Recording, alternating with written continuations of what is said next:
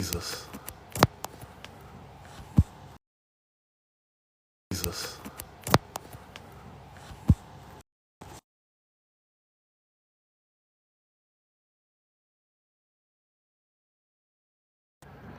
Boy.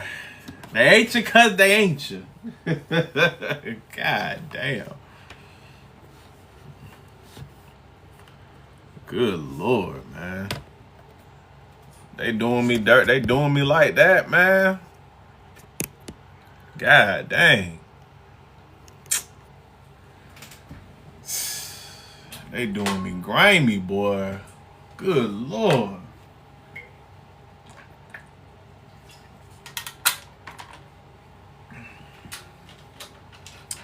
I gotta get the people back in the live again. God damn. That is crazy. They be doing me, boy. People be doing me dirty. Guess I'll wait for everybody to come back. Hopefully I don't get hit again.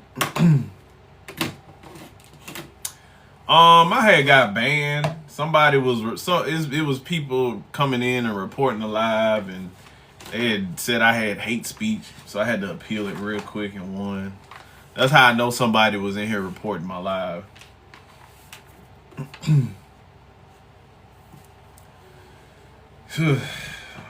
Yeah, but that accountability. It be stinging, boy. They trying to get me out the paint. Yeah, man, that's what they do.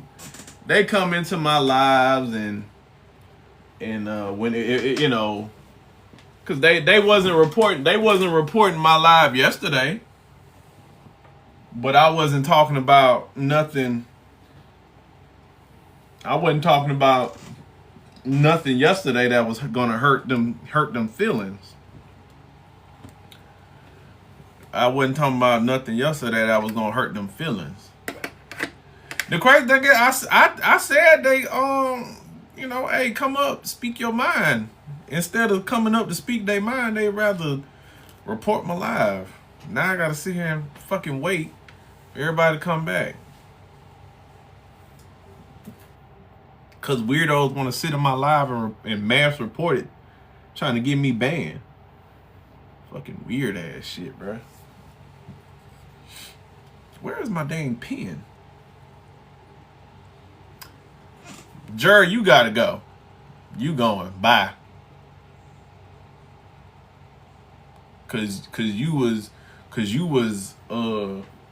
you was hiding in the comments talking about you trying to come up. You got something to say. You ain't never come up and say nothing. So you getting blocked, weirdo. Bye.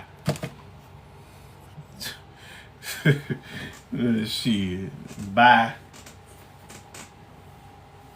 You got 2 followers, and then you are here talking about what happened. And you know what happened. Get out of my live. Let me go get a pen real quick.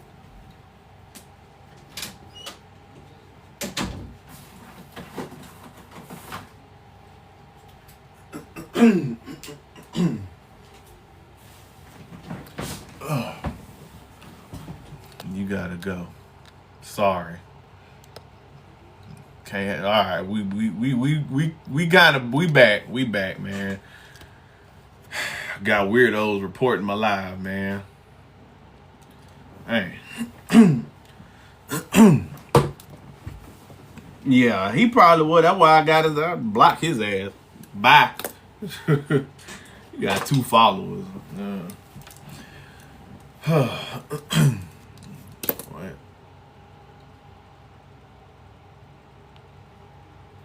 And here come them weird people, man.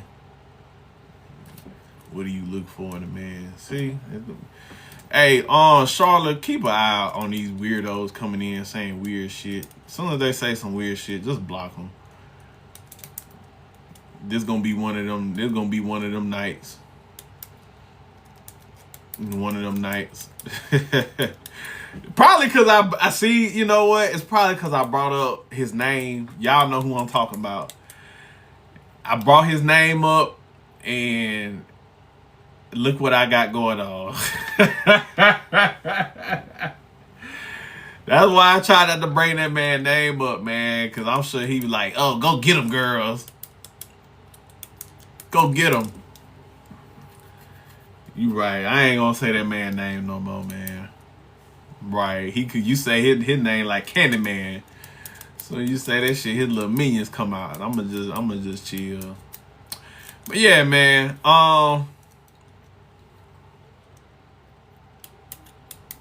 So there's a girl. I just looked in my comments on my video, and the chick was like, accountability looks like I said, oh, tell your homeboy, to take care of his kids instead of hanging out with you playing 2K. Tell him to go home and be with his family. Tell him to stop cheating on his woman. Tell him to stop putting hands on his own women. Niggas like that aren't my friend. Like, men like that aren't my friend. So, like, that's the thing. They assume like because of the small demographic of men that they deal with, right? They choose to deal with. They then turn and think all men are like that, and we are just hanging. Like, dude, just because you sleep with him, don't mean that we befriend him. I don't hang like I'm not hanging most guys like the men that y'all want to hold the sorry men you sleep with and give children with accountable. We don't hang with those men. We don't hang with those men. So how do I like that's not my friend. The same way that like the rhetoric behind this conversation is like all men are bad because majority of men we deal with are abusive, blah blah blah, and all this shit. Okay, the same rhetoric that y'all are having, or the same mentality or ideology y'all have with this conversation, this disingenuous conversation, is the same rhetoric and the same mentality and ideology that red pill men have when they're talking about women. That does that not click to y'all ladies? Because the men over on the red pill side, right? They're telling y'all that majority of women are cheaters. Majority of women are, not good. Majority of women they deal with are gold diggers. Majority of women they deal with are, what they say, not feminine.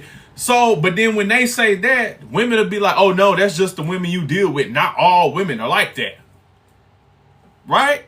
Okay, so now that men are telling y'all, no, that's just the men you deal with. Not all men are like that. Majority of men are not like that. You telling us, yes, it is because patriarchy.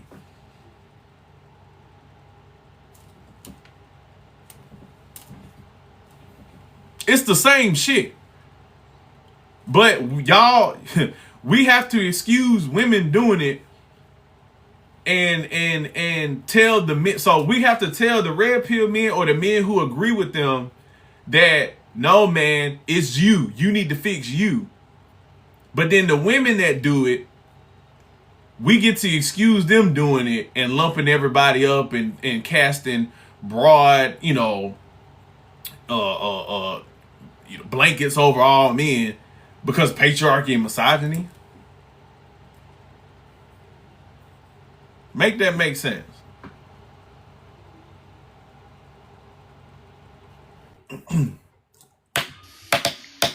Hey, how are you doing? Good, good. What's going on? What you got?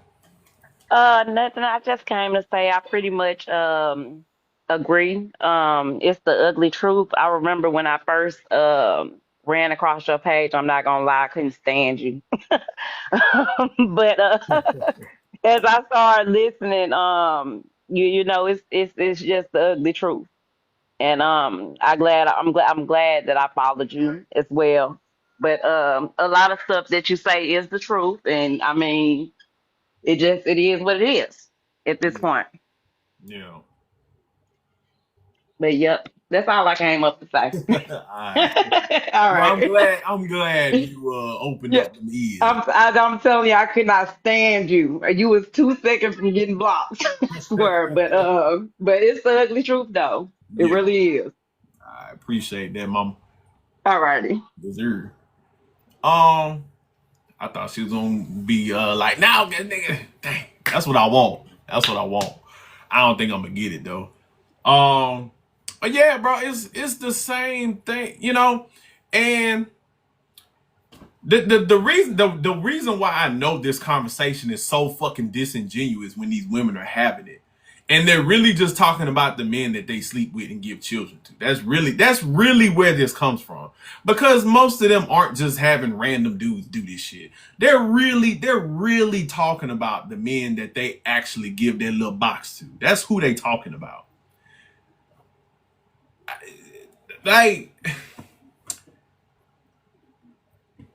I can't.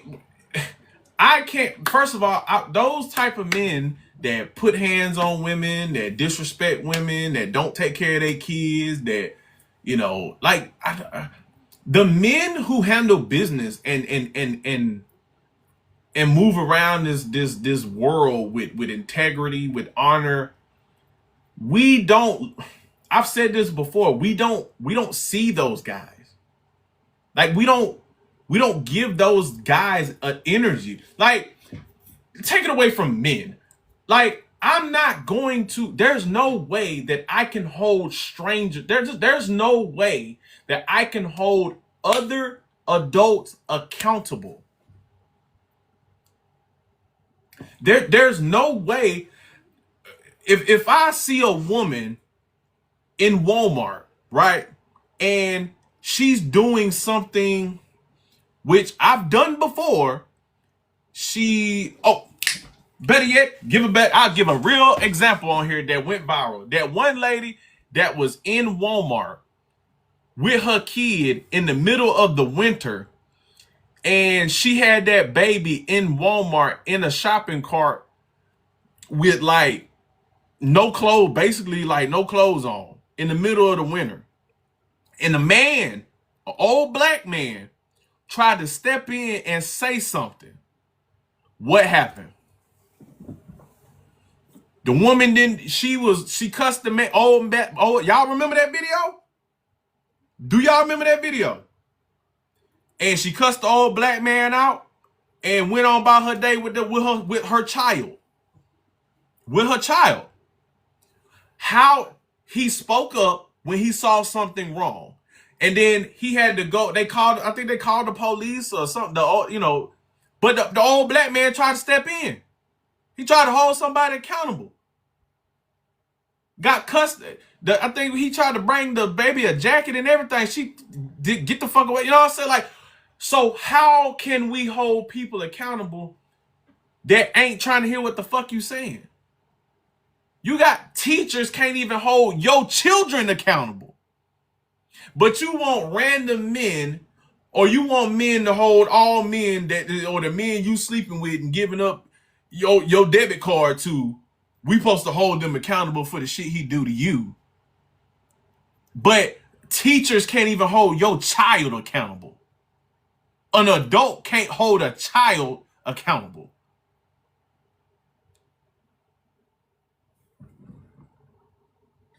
Like, that's how I know this conversation is just disingenuous as fuck. And women are just literally talking about the men that they can't get the act right that they give their coochie up to. That's where it's coming from. That's where it's coming from. If we want to get to the nitty gritty, that's really what it's about. Because your baby daddy who don't take care of his kids and lump you up got some partners who do the same shit, and they all hang around together. So you think the vicinity of which the man that you gave it up to, that's your representation of men. So you think that's normal. You really, mind you, like I said in my video, your baby daddy lump your ass up, You tussling with him in the house. You call the police. Boom. Okay. Men are about to come and hold him accountable. The police come.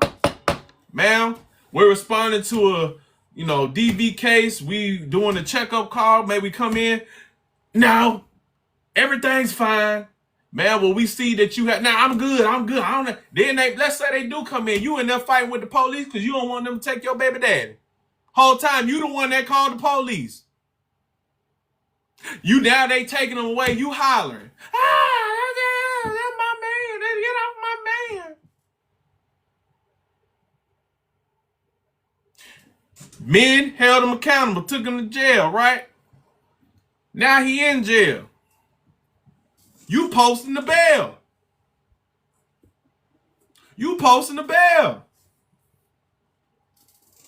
Okay, say you don't have the bail. Now he in court. They about to hold him accountable. They about to send him to jail. You in there writing, taking the stand, giving a statement of character for him. Lying, purging yourself on the stand, talking about he didn't do nothing. It was a misunderstanding. Then, tell the men to take care of their kids. Hold them and tell them to stop hanging out, play 2K, but you go take care of your kid. The court system is about to hold him accountable. Put him on child support. The judge is about to put him on child support. All you gotta do is sign the papers. I'm not gonna put no black man on child support because I don't need the father of my children being a victim of the system.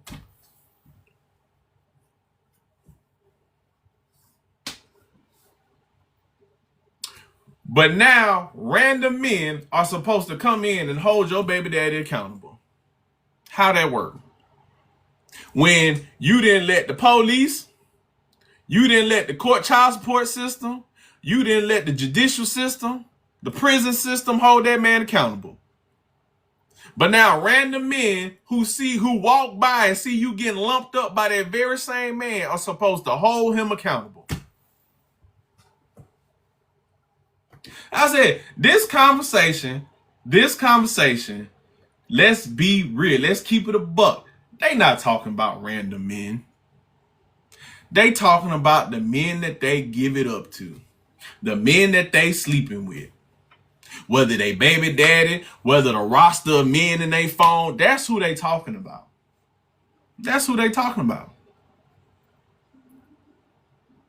Because at least with the red pill guys, they're talking about the women that they can't get. Right? With these women, they talking about the men that they sleep with.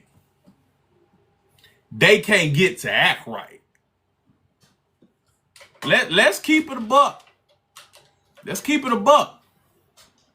You want men to hold other men accountable, but you don't even let the father of your child hold your son accountable when he acting a fucking ass in your house.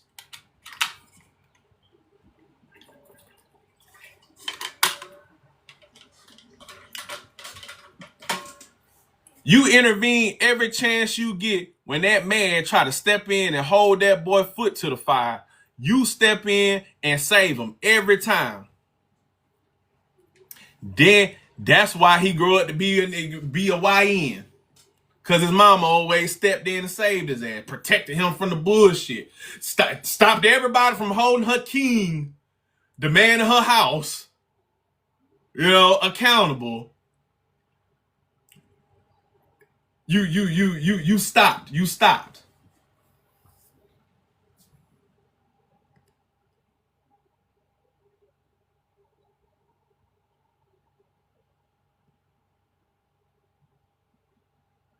Funny, it's funny how that work, right? But then you'll get on this fucking internet, you get on this app, and y'all have this disingenuous conversation.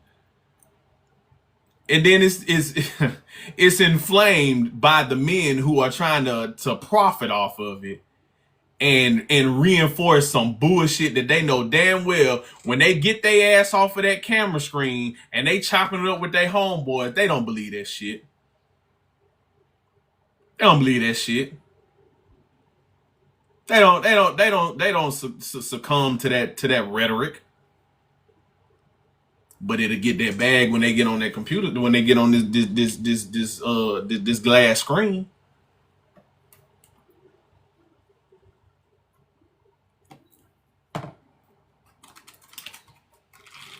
When they get on this screen, they'll say whatever they got to. I don't believe that shit. I tell men, hey, bruh, marry the mother of your child. Stop making broken homes. And women will come back and say, marriage ain't for everybody. Ain't trying to be married. Not every woman want to be married. Marriage ain't for everybody. It's just a piece of paper.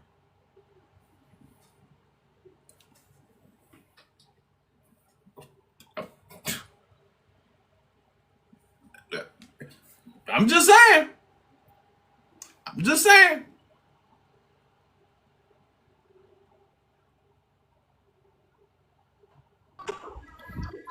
Hey, yo, what up, yo? What's up, man? What's good? Not much. You talking about marriage, right? Now, I'm talking about the topic, the topic that's gonna be for the rest of the week of, men needing to take accountability for all poor men's actions, and men need to hold other men accountable. Oh, yeah. I'm gonna hold you, though, all night. You feel me? I like your long hair. I want to pull your hair while I hit it from the back. You feel me? I just came out of jail and shit, so.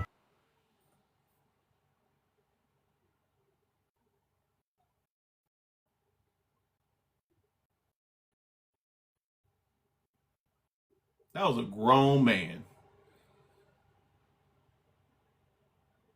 That was a grown man.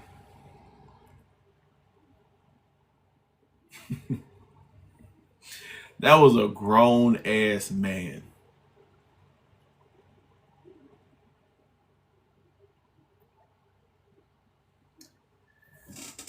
That's the type of guy they talking about, right?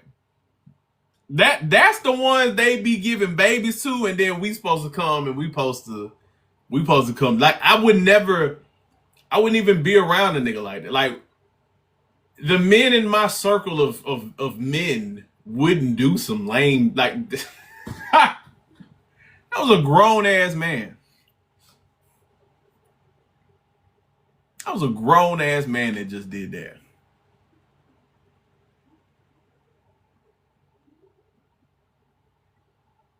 That was a grown man. He probably has kids. Probably deals with women. They want you to Hey, hold him Benny. accountable, Benny. All right, who got the music playing? Oh shit, my bad, Benny. All right, we gonna My we bad. gonna we gonna start from the top, go down, man. Try to do a little organized. What's going on, Chef? How you doing? I just come on here to say that. Okay, I'm trying to get what you're saying. You're saying that both men and women, be talking that crap on here, but they know as soon as they get off, they go back to their regular life. Meaning they don't believe their own hype that they spit. They're just doing to get the views. Is that what you're saying? When it comes to certain topics, yes. Okay, and the certain topics you're talking about is when it's degrading men or black women, right? Well, what I'm specifically talking about right now is the topic of like men having to take accountability for the actions of other men and Mm. holding other men accountable. How you and you say you feel about that? Is like, are you saying it's impossible to hold other men accountable because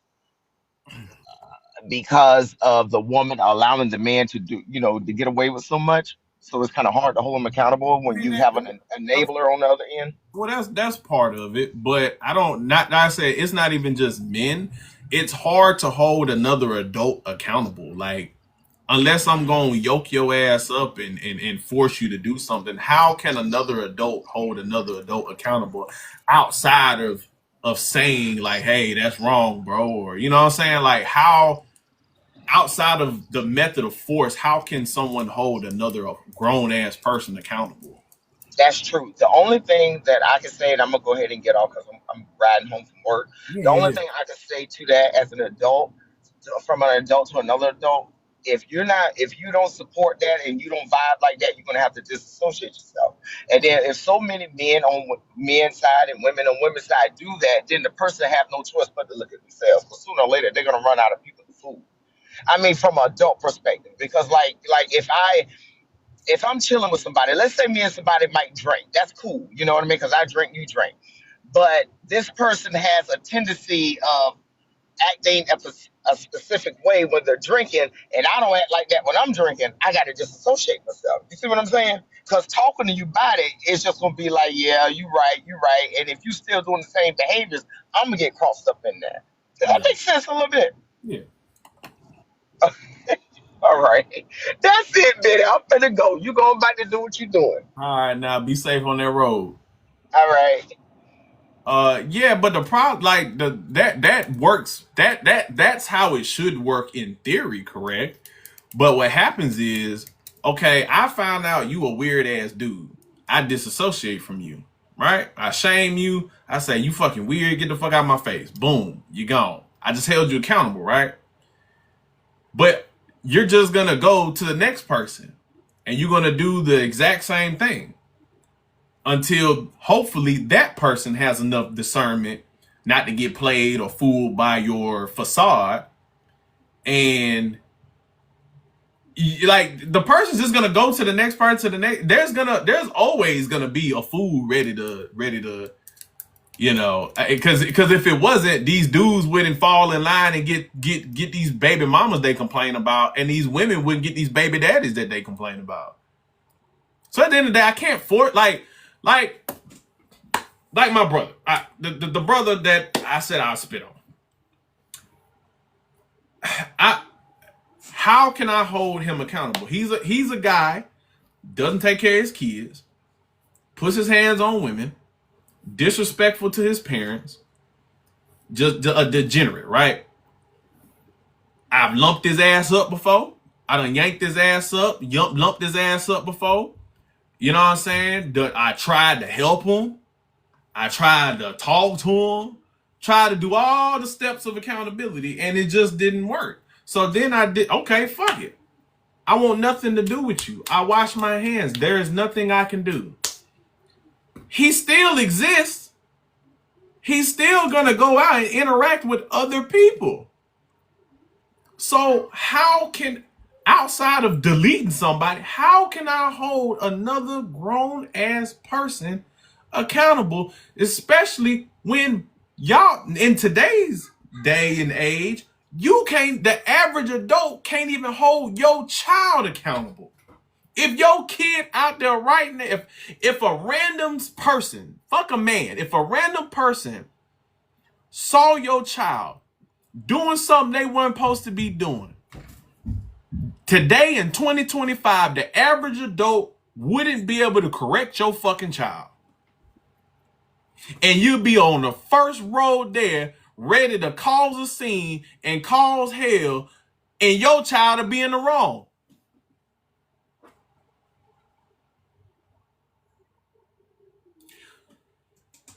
I'm just like, I mean, like I was saying, but these are all topics I've talked, like all this shit is connecting to the same shit. Y'all don't like it's literally like the other disingenuous conversation of community. We need community in the black community. You don't get community, you don't get unity when you don't have your household in order. You don't have your household in order. It go back to the conversation of, oh, y'all need to mentor these young boys, black men. You know, just yeah, it ain't your son, but you should be able to step in. No, how?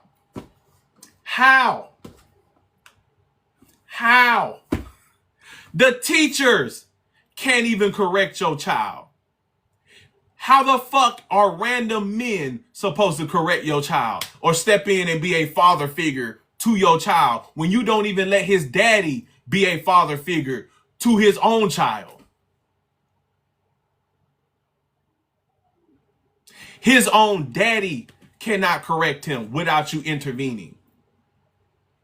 Now a random man is supposed to step in and be a community to your child. How? How? These conversations are so fucking disingenuous. So disingenuous. Patty, what's going on? What you got?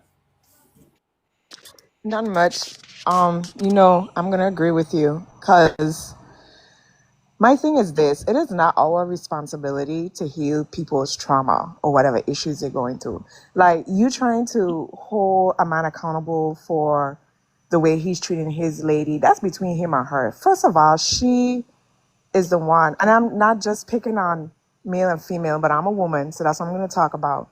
She is the one who chose to be with this person. He didn't decide to wake up one day and decide to treat his woman like crap. There have been red flags that she more than likely have been ignoring or making excuses for, and it just build and build and build. It reached to a certain point. And the other thing you gotta remember too, a lot of men, and of course I'm gonna talk about men because I'm a woman. A lot of men, or let me just say people, formulate ideas about relationships based off of their experiences. So for me, some random stranger in the street to go hold somebody accountable is like, you holding them accountable is not really going to make much of a difference. You have to literally change their social mindset, their culture, and all of that stuff. And that's the point of saying that therapy is important. That's why people go to therapy, because you have to unpack and undo all of those experiences that cause you to think or act the way that you act when it comes to relationship. How am I going to hold somebody accountable and cause them to change a whole mindset that they developed through years and years of experiences? It's us women or even men responsibility to accept or decide to leave a relationship or whatever if you're not going to agree with it. Okay, it's like you can't make somebody treat you the way you want to be treated. You only could accept it or you can move on. And that's it. It's not my responsibility to fix anybody. The only person I could worry about is myself. So that's all I wanted to say. Yes, sir. Thanks, Patty. Alright, with that, Al. What's up, bro? What you got? What was that with the Benny? You sound far away. You get me now? Yeah. I can hear you now. Yeah, I was saying with you. Man, the world, bro, disrespect and respect don't run on the same street. So how the hell I'm gonna hold a man accountable who don't respect himself? Like that's not my job to hold him accountable. He can't even walk in a straight line together. That's not my job. And like you were saying, how I'm gonna hold your child accountable when to be quite honest, the days of training up a child is gone. There is no more village in the community nowadays because, like you say, you can't tell a child anything. There's no respect, like you pointed to earlier. I mean, if you don't want me to tell your child something, how you want him to grow as a person, as a man, nonetheless. I mean, today's world ain't the world, obviously we grew up in. This is all over the place, to be quite honest with you. And where it's going, shit, we don't know where it's going nowadays. Hell, I mean, if you want to hold yourself, hold other men accountable, I mean, you kind of staring at a wall talking to yourself. Because if that man don't want to be accountable, why I got to do it? That's a grown man. He gonna make his own decisions. I'm gonna walk my way. It's just simple as that. I'm gonna let Rashad get in. You, Rashad, what you got, bro? You been? Can you hear me? Yes. Basically, I like I love your content and even Deontay. this was a I won't Iguodala ass take, but um, basically what his worst part basically was saying that other people are gonna look at us and we got to hold other people accountable and we don't know which one is which and all that stuff, or if somebody acting up, we don't know which one is which, and that's some white supremacy stuff, bro. Well, he only applied that to black. He only applied it to men. Right. But that mentality should be applied to people. Right, but he's basically saying, I don't know which one is bad, so I call them all bad. I'm like, that's some Klan stuff, bro. That's what they say about us, basically. Right. But his point was only directed towards men. So it's like, so we're only gonna say that people should be wary of men, as if women don't do things. Exactly. You should be vigilant. Period. Right. You should use discernment, period. Whether it's a man, a woman, a dog, a cat, you should move about this world with vigilance. Because everybody is fucking crazy, but there still should be a level, a baseline of mutual respect until otherwise shown different. Exactly. You start at 100, you go down from there.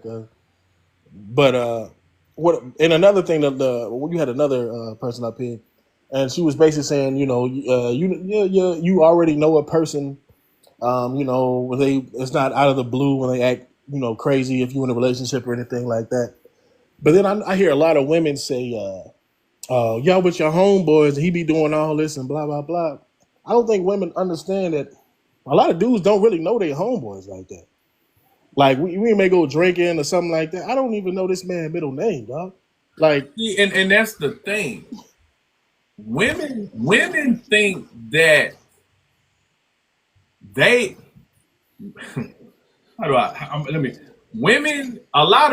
first of all, a lot of people don't really have friends.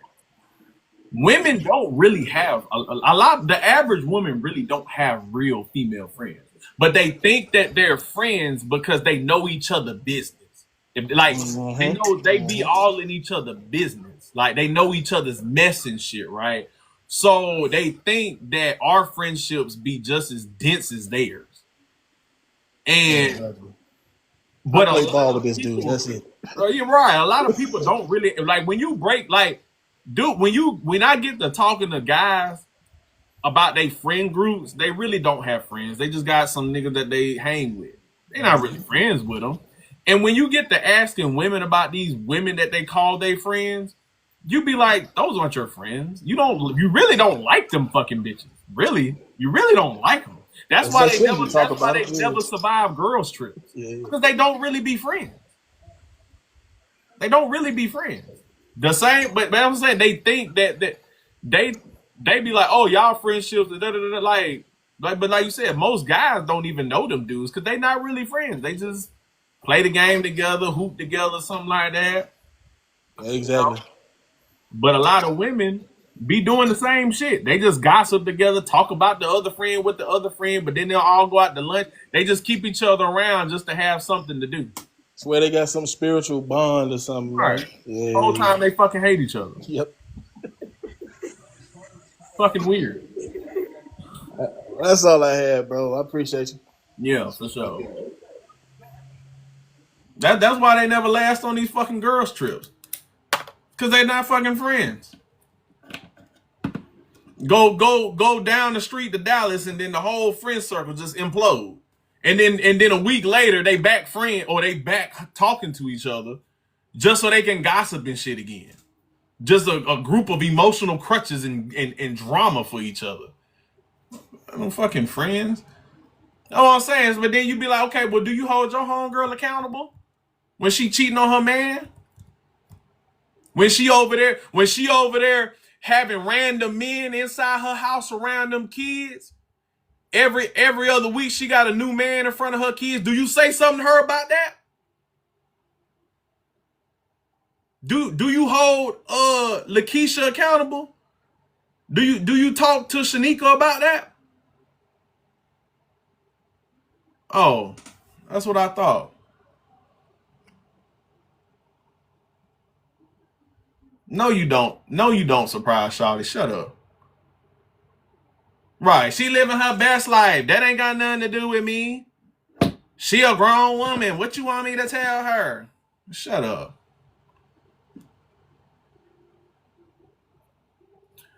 I don't even know if Surprise Shawty is a real person. She might be one of them people that just sit in my live to try to report it. So Surprise Shawty, you can come up if you want to. If not, I'm just gonna block you.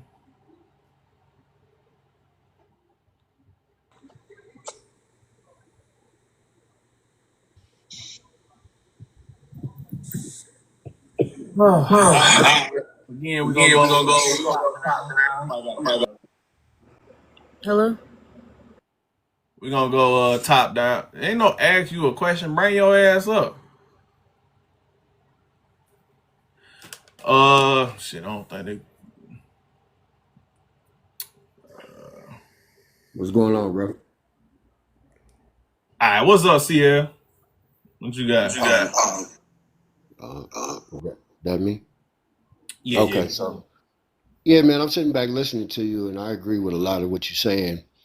I do have a minute solution that probably would never come to fruition, but I don't think you can actually hold somebody accountable unless they want to be held accountable, right? So back in the day, we had a little bit of policing going on because we had big homies, we had uncles, we had grandfathers, and we would value what they said. You know what I mean? A lot of experience came from those people, and we held that higher than they do now. We didn't disrespect them, and you know what I mean, kind of just like press them off. But I think the way the world is moving so fast now that the new adults, they kind of feel like, well, that was then, this is now, you don't know what it is now. And so they don't have a lot of weight behind somebody actually putting them on game. When I was coming up, I used to suck up all the game. I would sit around older men and just listen to what they had to say, you know, filter in what applied to me and disregard what didn't. So if there was a way to kind of like promote that again, I don't know if it starts in the home. You know, a lot of these homes don't have men in them, but I mean, if the women can be like, hey, you know, seek out knowledge, you know, go ask somebody, because it's really hard to just go and force information on somebody. But a lot of men would be more than welcome to shoot and game with somebody if they came and asked for it. You know, the same thing with like a trade or knowledge on how to get money or go through the court system or whatever the case may be. Nobody's walking around like, hey, this is what you need to do. This is what you need to do. But if people were more hungry for information or more hungry for being better, then things would change. But I just feel like nowadays, elders' words are just not, you know, they don't hold value like they used to these new people. I mean, you got this direct line of contact with social media where you could just listen to whoever you want to, versus somebody coming out on the steps, you and your homeboys talking, and the big homie or your dad coming out on the steps like, nah, that ain't how that go. You know what I'm saying? Let me tell you how it really go. You got this wave now that you could just jump in the comment section and there's 4,000 people saying exactly what you're saying. So you guys just all, you know what I mean? You're all listening to the same thing, and just, it's just really not beneficial. You feel me? Yeah. Nothing like the internet has given people a crutch to not have their minds, like to have their mindsets or their ideologies challenged. Because the minute they hear something that they don't want to hear, they can get on their phone, get on a computer, get behind a screen, and like you said, get in a comment section, get in a live, get in their algorithm. Like, it's gonna feed them exactly what they want to hear. So then it leads to like I get on here and I quote unquote hold black people accountable, men, women, whoever, because I don't give a fuck about the other people, right? And motherfuckers say, oh, You always wagging your finger at black people. You think you better than black people, or like, you know what I'm saying? Like, so when a motherfucker ain't trying to hear something, they're not trying to hear it. They're not trying to hear it. Right. So it's whether I'm holding the community accountable, the men, the women, like, motherfucker ain't trying to hear that shit, bro. It don't. It ain't. They gonna say, they gonna tell, like I said. What's the? I was like, why do they tell me to shut up? Oh, I need to go out and march and grab my flag and get off yapping, and but y'all favorites, y'all don't tell them to stop yapping, and we all on here yapping.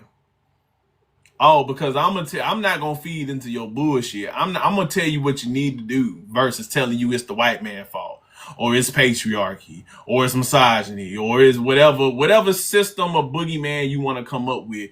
At the end of the day, once you done talking and blaming all these systems and other people, you still got to take up and have action for yourself. And because when I bring that to light and I talk about what are you going to do to fix your situation and empower yourself, motherfuckers don't want to hear that. So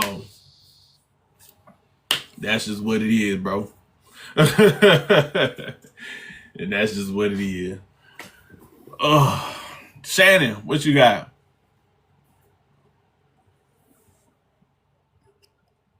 Shannon, I don't think racism is real. Just gonna speak on that. I saw that in the comments as well.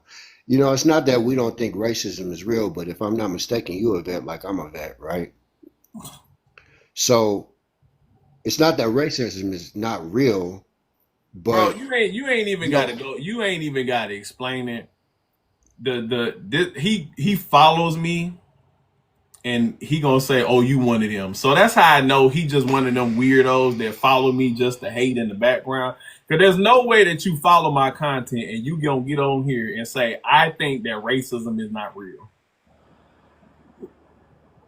There is no way that you came up in my comments and you said that and you followed me. If you actually follow me, when I got an entire playlist, but block. Hello. Yeah, go ahead, Shannon. Okay, so I feel like I'm first off old school. I feel like it got to do with upbringing, cause first thing that was coming to my mind, don't save them. You don't want to be saved. Like literally, I got a young black son I'm trying to raise, and he's feeling himself. If he don't know he got an issue, it's up to the people around him to hold him accountable. Like, so if my thing is, if it's directly, dealing with me and interacting with me, and I'm gonna try to do as much as I can to relate to him to understand where he coming from. But if you don't have those people, or if you was never raised that way, then you doing you and you not being held accountable seems to be your regular everyday. Like, they might not know until they get on the internet, and then of course you sit here trying to do the videos like, okay, hold yourself accountable, but you got just as many platforms that stroking ego. So it is, if they want to be saved, if that situation gets to where everybody's disassociating themselves with them, and then now you ain't left with nobody, only then will you actually be like, dang, something might be wrong with me. Yeah. And then that's when you go seeking and looking for what you really was needing when you weren't trying to be that man. But that's the thing though. It used to be that way, but now we got these phones in our hand. So when people start disassociating from you in real life, what do? You get on that phone and you find somewhere where you can associate. That's how Yeah, you get Myron Gaines becoming a popular, like. But if there was no internet, niggas like Myron Gaines and Fresh and Fit would not, like, they would be nobody. Nobody would pay attention to them. right. But because they can get on the internet behind a microphone and they can bring in other guys who are, lame like them, they have like this little community of lame people. Yeah, Same thing with like-minded like people. Passport Bros. Like-minded Or, people. huh? Like-minded people. You gonna Yeah. find who you actually, acting like. That's why I don't feel like a grown man who holding himself accountable, or should I say, is gonna have a circle full of men who is responsible, doing what they're supposed to do as a man. No, you Right. going that's what you're drawn to. You're gonna draw to that negative stuff that just ain't making you hold a standard. Pretty much. And it's that simple. But they want to have this disingenuous conversation, the back and forth. And again, like I say, it's no different than when those weird red pill lame dudes and them passport bros get on here and they're like, Western women are this and that, and black women are this and that. It's the same.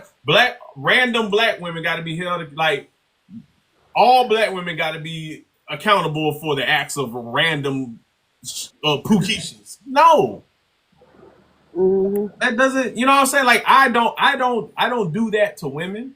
I don't do that. Like, so that's an unfair, like, Categorization. that doesn't make, it doesn't make sense.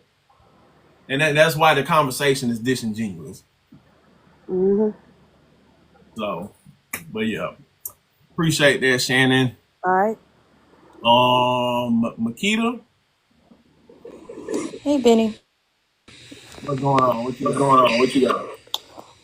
So just jumping back, y'all made a few good points since then, but going back to the accountability of holding men accountable, right? You cannot hold people accountable when you a whole nother person. That's up to them. So no matter how much you tell a person they wrong, if they do not feel like they wrong, if they don't feel like they need to change their actions, it's just gonna be going nowhere. Second point, the whole hold men accountable thing. For instance, I don't think women understand that men have to move completely different in the world versus how women have to move. Example. So, the topic comes up if they know that they homeboy hit a female or the homeboy hit a female in front of everybody. Women expect random men to come take up for the female in particular. But they don't understand that puts that particular man in danger because that other man might have a gun, the other man might have a knife, he might get his ASS whipped, for the sake of a random woman that he don't even know. So I don't think they take that in consideration. They do. Oh, they do? You think so? You know how I know they do? You know how I know they do? Is because they don't expect their boyfriend, their husband, they uncle, they son. They don't expect their male loved one to go do it when they see it happen. So women do understand that. They do know. Because women tell their sons all the time, don't you go trying to, jump in somebody else's business and don't be, that's women know. Women know. Cause my mama told me that shit when I was growing up. Your number one job is to come back home safely. You matter to us. You come home to us. Don't be putting yourself in situations trying to play Captain Saver. Don't do that. My aunties told me that growing up. Women know. They know that. Go ahead, Makita. Yeah, so right now that you point that, yeah, I do see that they do know. They just want to be the exception, I'm assuming. And also, back to your point when you said about women, they not holding Lakeisha responsible. If you go under some of the comments, especially of the young lady that has the 6 kids, and all they're saying is things like, oh, well, she didn't know any better, or, instead of just saying, hey, okay, this is not something that you should be advocating for a young lady being 26, having 7 kids. No matter if she's able to feed him, that's the basic necessity of providing. But, they take up for those kind of behaviors, but then put it back on the men. And usually when I talk about things like this, I'm called a pick me and all this other stuff. But this is coming from a person that was a teen mom.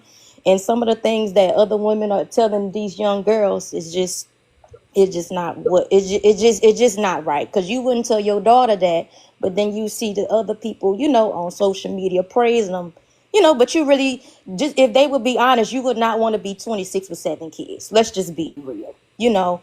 And just the last point I want to touch on, as far as y'all had mentioned about women being friends, that is true.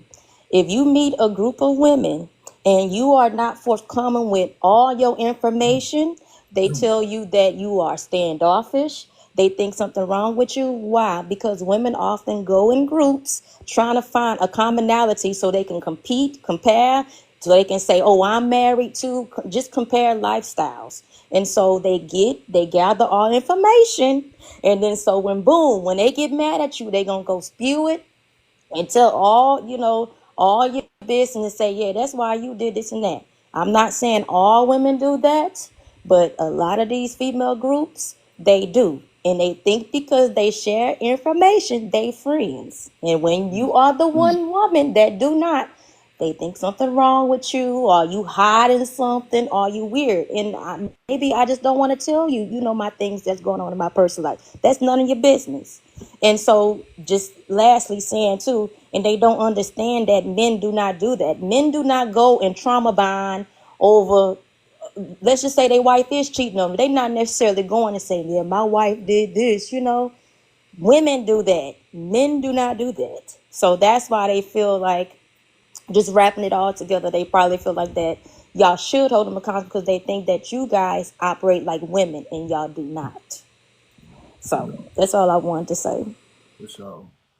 Yes, I appreciate that, Makita. I like how she said one part, about the friends, right? So Deontay said, "Oh, the majority of men women deal with are ruining their fun and being weird and disrespect, all that shit, right?" But then when we start talking about when the conversation about women friend circles, right? When women start talking about, oh, what is the first thing most women always say? I don't got a lot of home girls. I got more male friends than I got female friends. I don't like hanging around women. Most of my friends are men. Oh shit. When the topic comes up of when men are like, when there's a video of a woman and she got a man or a husband and she's hanging out with her male friend, her guy friend, and men are like, fuck no, because we know how that goes. All the women come out and they like, oh, you insecure. I got a lot of male friends. I don't even hang around women. Most of my friends are men. Oh shit. Oh shit. Oh fucking shit. Gotcha.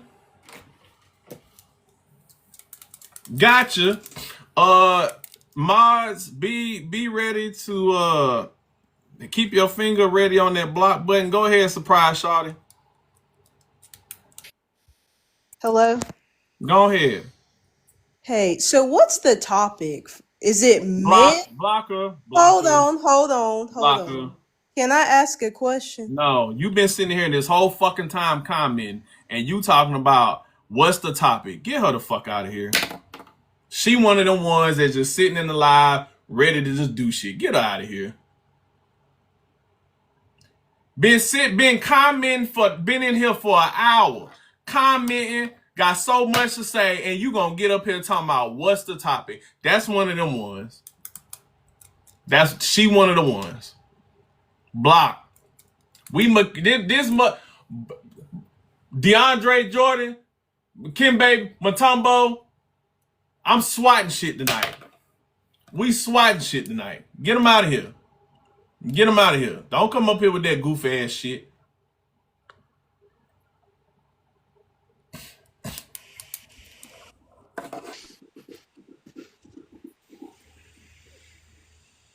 John Doe. Hello, John Doe. You there? No? Alright. Cam, what's up, bro? Yo, what's going on, man? What's that with you? I just want to say real quick, I've had a couple opportunities to see some of your videos, and you consistently provide the most sound perspective advice on this platform, and it's something that we need now in this day and age. Oh, thank you. no doubt, man. I think it's a couple different things at play.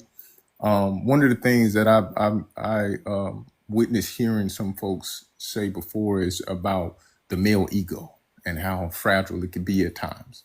So when it comes to the conversation of trying to hold a whole nother man that you can't govern accountable, you have that level of the ego and that competitive nature working against you at the same time, almost simultaneously at the same time.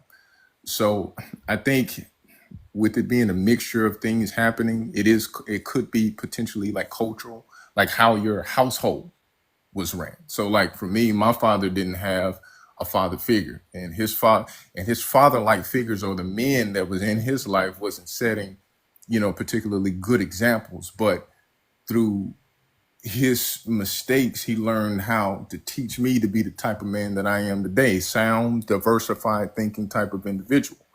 So I think it's a household thing. Now, my group of friends, we do have the type of dynamic where we can talk to each other and communicate in a way where if one or the other is out of pocket, we just let them know, hey, look, you ain't on your square, and talk to me. What's up? You know what I'm saying? But not every man has that type of dynamic. It's kind of rare, and I think it's a couple of different things that's just happening that affects being able to change the culture for the better, as far as producing a future generation of men who can move with a sense of, number one, discipline, and number two, the concept of consequences being involved with their actions. But to agree with you, I think it is an empty type of conversation to try to have and to try to paint that, it's solely one whole man's responsibility to govern a whole individual that they can't control when it comes to accountability. Yeah, for sure. I'm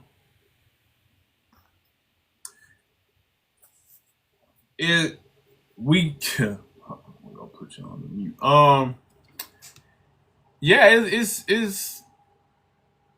like I said, whichever way you want to go, there is two sides of the same fucking coin. The women who are doing this shit are no different than the men who are on the other side of the peel color or whatever, or the other side of the podcast microphone. Because when you hear Passport Bros talk, when you hear people like Fresh and Fit or Cooley or the No Fugazi guy, when he was talking about when guys get on here and they're talking about single mothers, right? And they're talking about the ones they run into who, just have any dude around her kids, or she, whatever.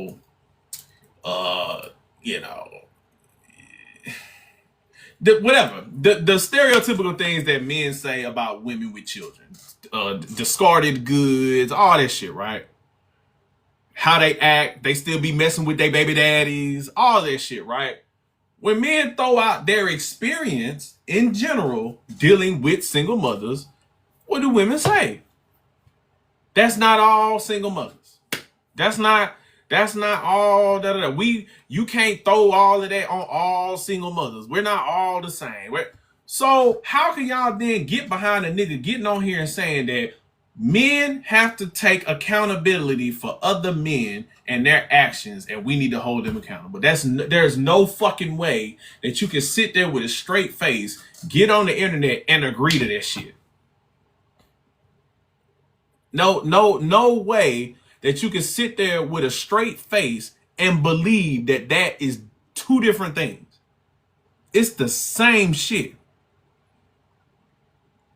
And just like it's not fair to lump all single mothers, to lump all black women, to lump all Western women, to lump all American, whatever, into a category because of the women you have dealt with in your life as a man, who you chose to be with or be around or involve yourself with as a man, is the same way a woman cannot get up here and lump all fucking men together about a bear, a German shepherd attacking them, whatever fucking pander bear conversation you want to have about lumping all men together, and we got like it's so disingenuous, and it's just to get on this app to have a point.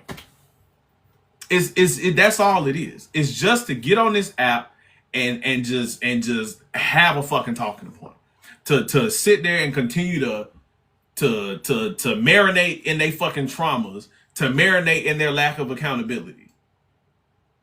It's got comparing it to side-eyeing white people due to systemic oppression and racism, and that was a crazy reach. That right there was a crazy reach to do.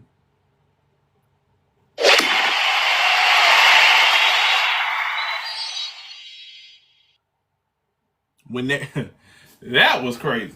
But you know,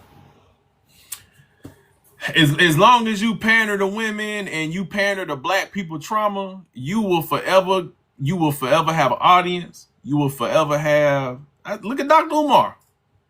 Look at Dr. Umar been scamming with the same rhetoric since 2011, 2012 is when I found out about Dr. Umar and I came back from deployment. So that was like 2012, 2013. And Dr. Umar been saying the same shit. And that school still ain't open. That school still ain't open.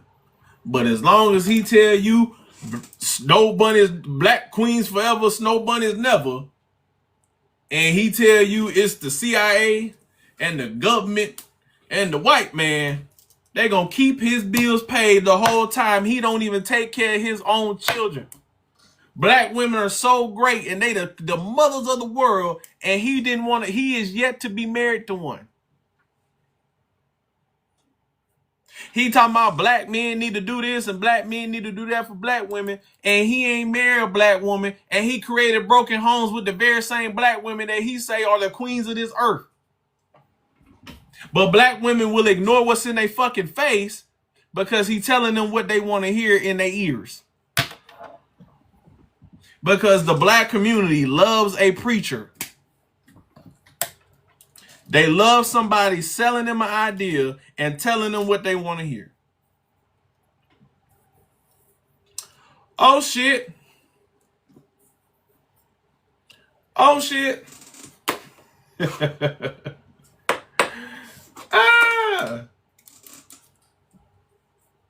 Motherfuckers will ignore what they see with their own eyes. Like when you think about what Umar and others like him preach. Baby, they be baby daddies. They be don't be married to the women they had children with. No, 9 times out of 10 they womanizers behind the scenes. Right? But they gonna get on here, they gonna tell you black women are the queens, they the mothers of the world, shea butter, sea moss gold, and but meanwhile, nigga like me say, hey bro, marry the woman you have children with. Stop creating broken homes. Family plan. Bro, that's how I know the conversation. That's how I know the conversation about holding other men accountable is bullshit when it comes to these women. Because I made video telling women, hey bro, you got 5 baby daddies and like you don't the 7 kids and 26 with 7 kids conversation. Y'all said that's eugenics. Black men telling you, hey bro, don't do that. Y'all get on here and say y'all say we believe in eugenics. We're spreading eugenic ideology. You can't even call out a woman being irresponsible with her womb and bringing innocent children into the cycle of poverty. But now men are supposed to hold your baby daddy accountable because he lumping your ass up.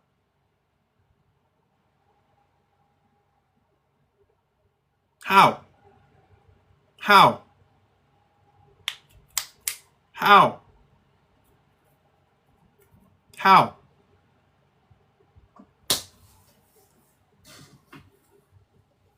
Crazy how that work. You don't get to you don't get to dictate and pick and choose when you want men to be men, when you want black men to be to hold the community accountable, when you want black men to step up and be. You don't get to pick and choose when you see fit. Basically, when you are in distress with the choices of your life, now you want somebody to speak up. But when you're comfortable and you're still doing wrong, you don't want nobody to speak up. Not how it works. You don't get to pick and choose when accountability is distributed.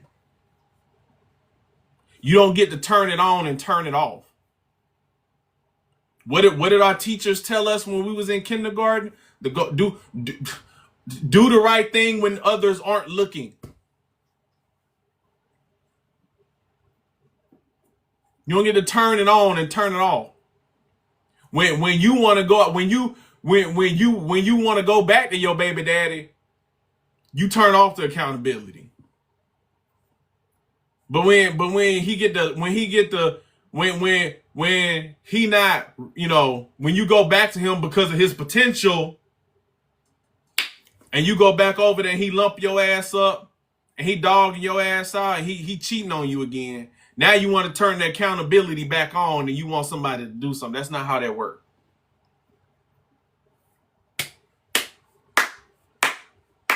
That's not how that works. Not how that works.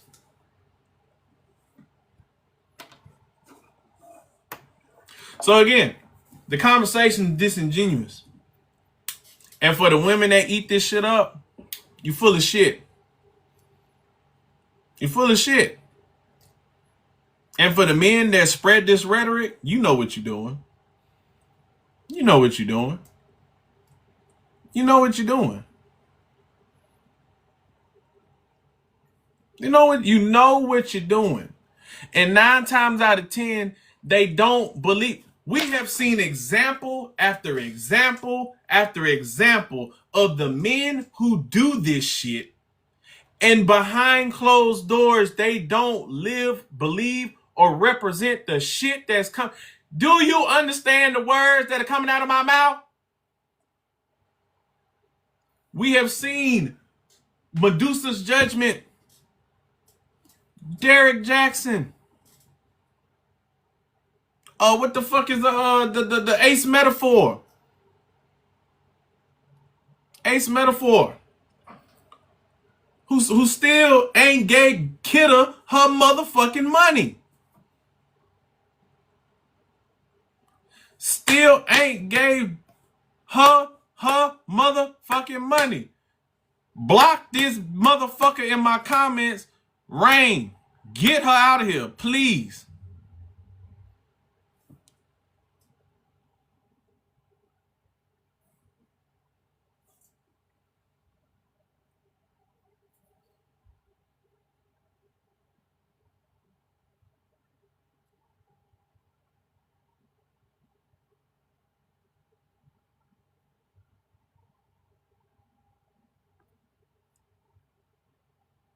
Thank you.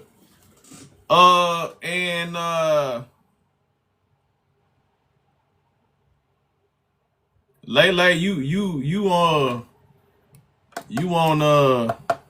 on block watch too. Yada Awakening. You right. Yada Awakening. I made videos about him. I exposed Yada Awakening. How he lumped up his baby mama when he went upside her head with a dumbbell. How he had a whole cult. I literally made video when he was on here talking about the girl that he's running around with now, the light-skinned chick that was messing around with him when he was still married. that he brought her. She left her family. She left her family, her child, and her man to come out there to his coat when he was still married. But they love Yada. They love Yada.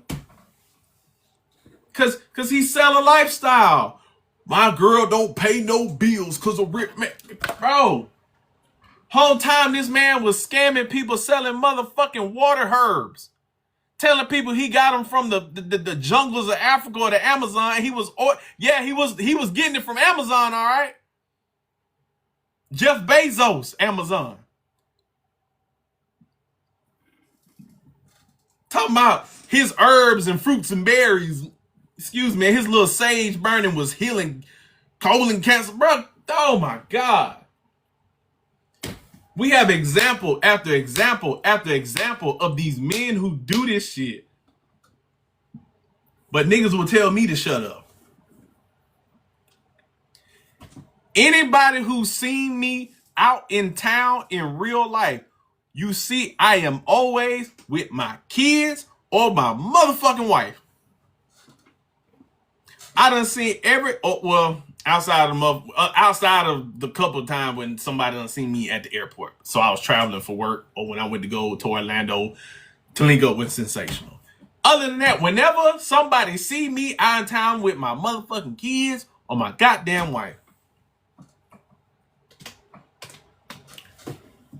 but niggas will tell me to shut up. Crazy.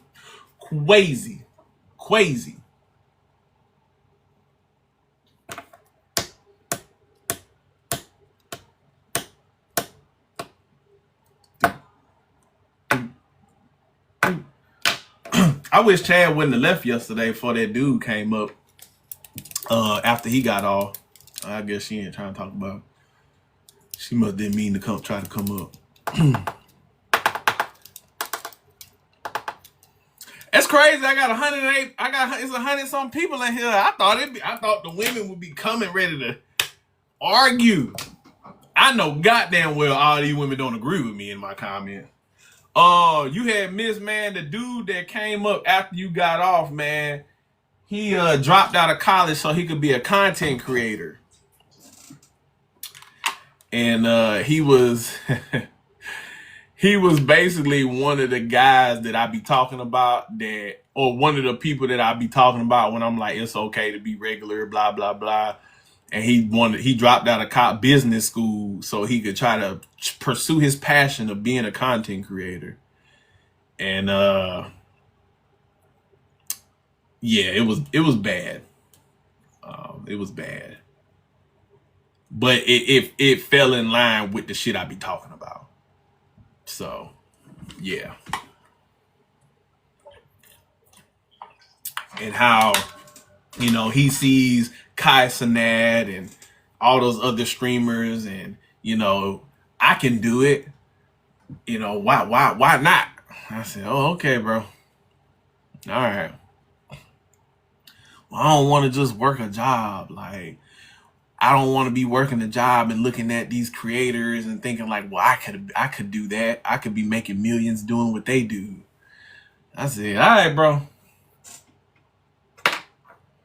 All right, bro. I said, all right, bro, you got it.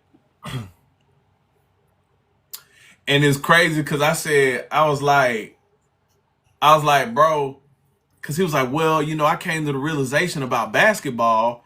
And I was like, that's the problem. Y'all view athletics like, okay, I'll never make it. Because when you get to about junior year, your freshman year, senior year of high school or something like that, it's going to be that 6'8" fucking monster that's going to swat your shit and let you know like, yeah, nigga, this not for you. But with like content creation, there's no 6'7" motherfucker that's going to come swat your shit and let you know like, this ain't for you. This is exceptional. This is luck, So they think that content creation is more obtainable than becoming a athlete or a rapper or entertainer, but it's all the same shit. But they don't. These younger kids don't view it like that. So yeah, it was rough because I don't even think that he really believed what the fuck I was saying. He wanted me to tell him like, chase your dreams, bro. I said, okay, go ahead, bro.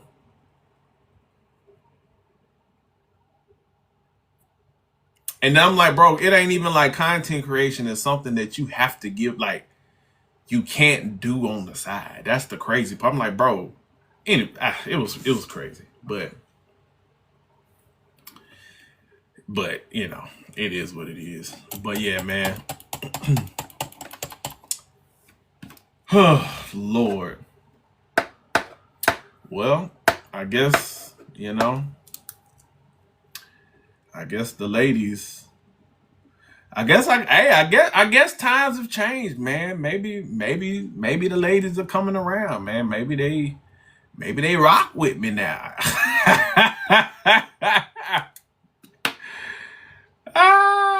Maybe the ladies rock with me now, y'all, man. Maybe they cool with me now. No, they ain't. They ain't coming up, man. I thought they'd be like ready to argue with me about this one. They ain't nowhere to be found tonight. Well, he had that weird ass girl that came, but you know. Nah, hold on real quick. That boy said, I gotta get my charger.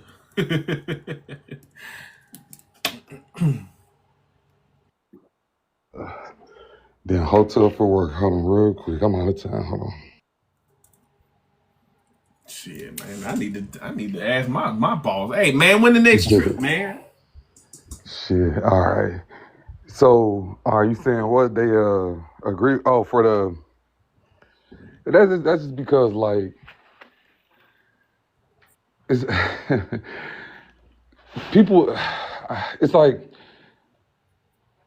wouldn't it make more sense? As I said in the comments real earlier, like, wouldn't it make more sense to listen if you had to choose who was telling you the truth?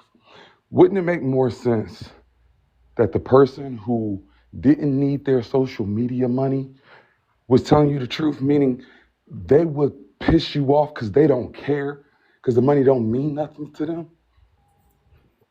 That's probably the person that's telling you the truth.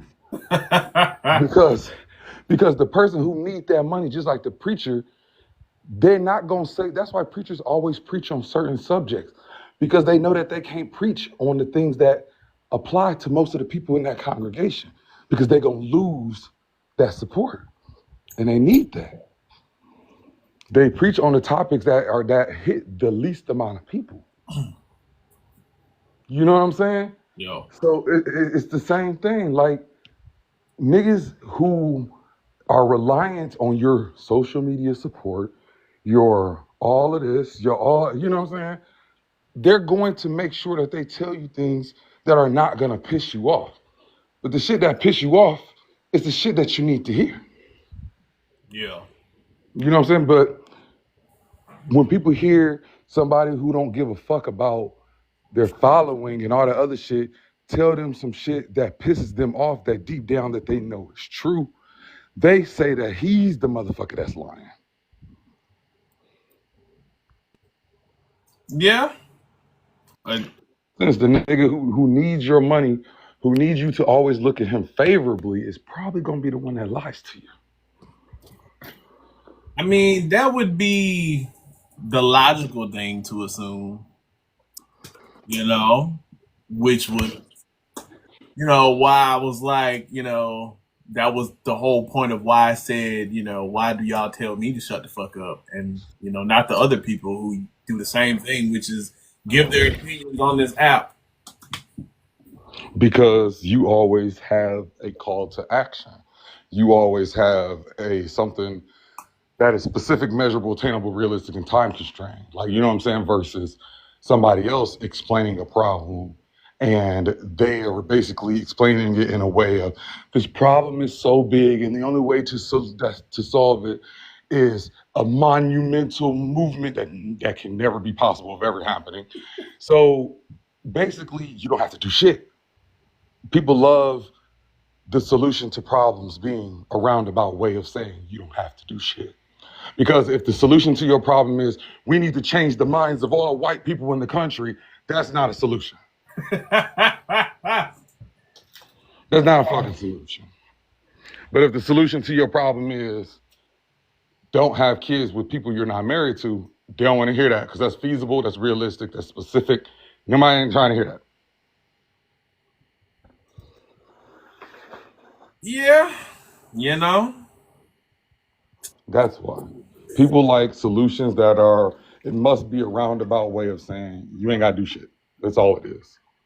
That's what people want to hear. They want to hear that this problem exists because people hate you and da da da da da. You know what I'm saying? And the only way, like this whole thing that's happening now, men need to take accountability for all men. That's not a solution. That don't even make sense. But let's do that. That feels good. Like that's not a solution to. You mean to tell me that your problems as a woman, the solution to your problems as a woman, is for all men to take accountability for all men? But what is accountability? Okay, we take it's taking accountability. Don't do nothing but just y'all want us to make them feel bad, but that don't mean shit. But they don't even want that. Exactly. Because, okay, you like y'all do know that y'all sons are a part of the men that we need to hold accountable, right? But when we get on his ass because he can't fucking read, and we say hey, man, he probably gonna end up in jail because he can't fucking read, is you calling my son stupid? Oh, you ain't gonna get on my baby. Right. There's excuses out the wazoo. But it's okay for it to be her son, though, but not your son. Your son is so vastly different from her son. I doubt it. I doubt it. I doubt your son and her son is the same person, most likely. That's the crazy. Yeah. That's the funny part. Because like,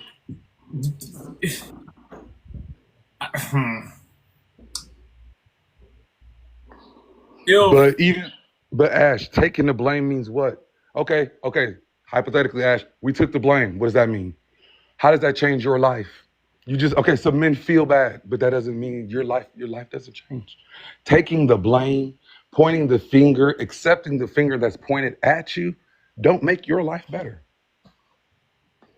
Right, you still got that person still has to like change. Right, that person still has to take action. Like just because he be like, yeah, I did it. Yeah, I did. Right. What? Right. They act like it's good enough just to make him feel bad. That's good enough for y'all? That don't change shit. And then we make him feel bad, and then you come and you gon' motherfucker will say your baby daddy ain't shit. And your granny done told you about your baby daddy. Your daddy, your brother, everybody done told you about your baby daddy to make him feel bad and hold him accountable. And then you go back and you enable him. Exactly. Like, he manipulated you. He was such a manipulator. So he was so good. This nigga who's dumber than the doorstop was so good. He manipulated not only your woman's intuition, he manipulated your intelligence, which all your degrees. He manipulated your friends. He manipulated your mama. He manipulated everybody around. Nobody was able to pick up on this master manipulator with a good enough diploma, GED. That didn't make sense. Probably ain't even got that. Dropped out of school. Right. It's like that don't make sense. Like, how can y'all say y'all want men to take accountability and all this other stuff when it applies to the men in your life? Y'all the ones who like, think about like when a dude is getting arrested at a liquor store or something like that. Who the first ones you're hearing? What y'all doing? Who the first ones interfering with the police arresting them? Who the first ones jumping in, interfering with him being apprehended? It's the women. That is very true. Every video, if it's a dude getting arrested, don't wait, like literally jumping in, stopping the cop from arresting a criminal. That is very true. But do you even like? Because they be like, oh, you need to, like, they'll say, for example,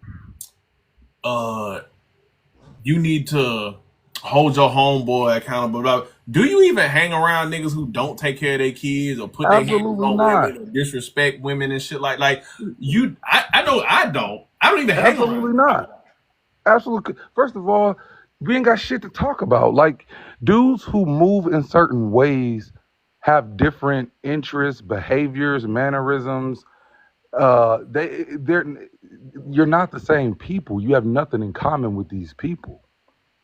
Like the dudes who don't take care of their kids and all the pookies and stuff like that, the things that interest them are of no interest to me or anybody like me. Like I have no interest in going out to the club and standing around the parking lot until somebody starts shooting because I want it to be exciting.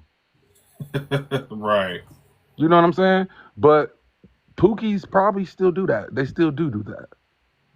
You know what I'm saying? It's like there's no shared interest amongst these men that y'all say need to be taking each other kind of. But do we know they exist? Yeah. But at the same time, like I said, my cousins is like that.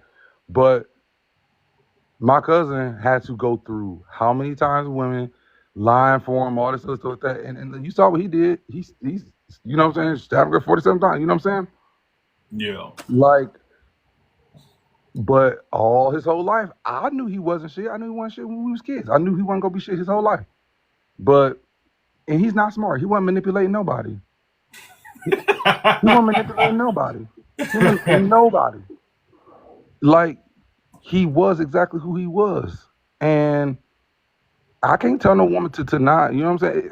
You know what it is? I think people need to accept that it be the dick women that y'all be getting hypnotized. It's something to do with the sex or something, because No, it ain't even the sex. It's just what it is. women are just overly emotional and they don't use their brain. So men think logic and women think so emotional to the But point. men be emotional. Yeah, Men be but emotional. yeah, I get it. But women are really born to be emotional, so they don't think. They just yell. They just attack. They just blame everybody but themselves.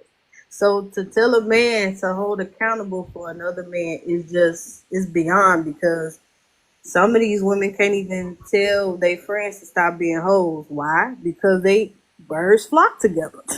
Mm. And when you tell them, they be like, "You ain't my daddy. You ain't nobody." You know, and women can't take the truth, and it's sad to say because it's gonna hurt them, make them feel like, "Oh well, I'm gonna do it anyway." You know, it's with the attitude. That's because I think as a collective, women, even though women have less privilege and women are oppressed in society compared to men, women still have the luxury to operate without boundaries. Meaning, a woman, in general, can say things out of anger all the time. She cut below the belt all the time. You know what I'm saying? Like, women have a lot of women can operate without boundaries in the way that they move in society, without the direct threat, unless the man is crazy, but without the direct threat of, like, I don't know, like, how can I put it nicely? Even the fact that I gotta curtail what I'm saying. You know what I'm saying? Like, I need to think about what I'm saying nicely. Yeah. Not just say what you gotta say. You know, it's the truth. It's the fact. That's how It's you really like, feel passionately. Just say it.